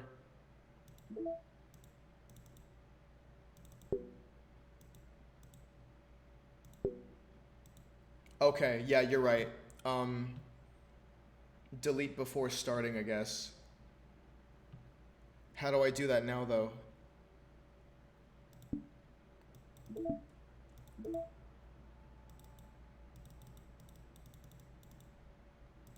Won't let me open the reset shit.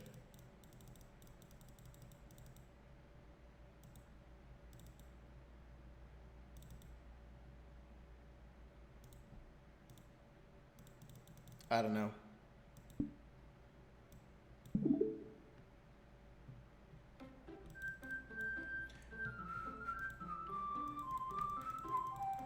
We'll figure it out.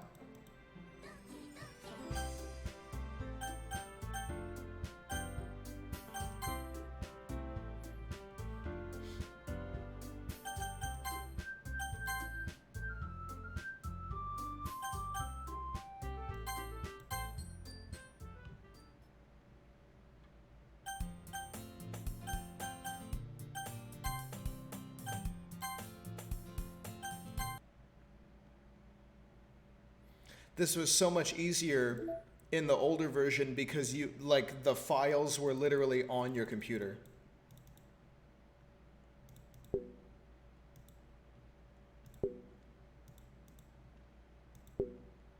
I can't delete anybody.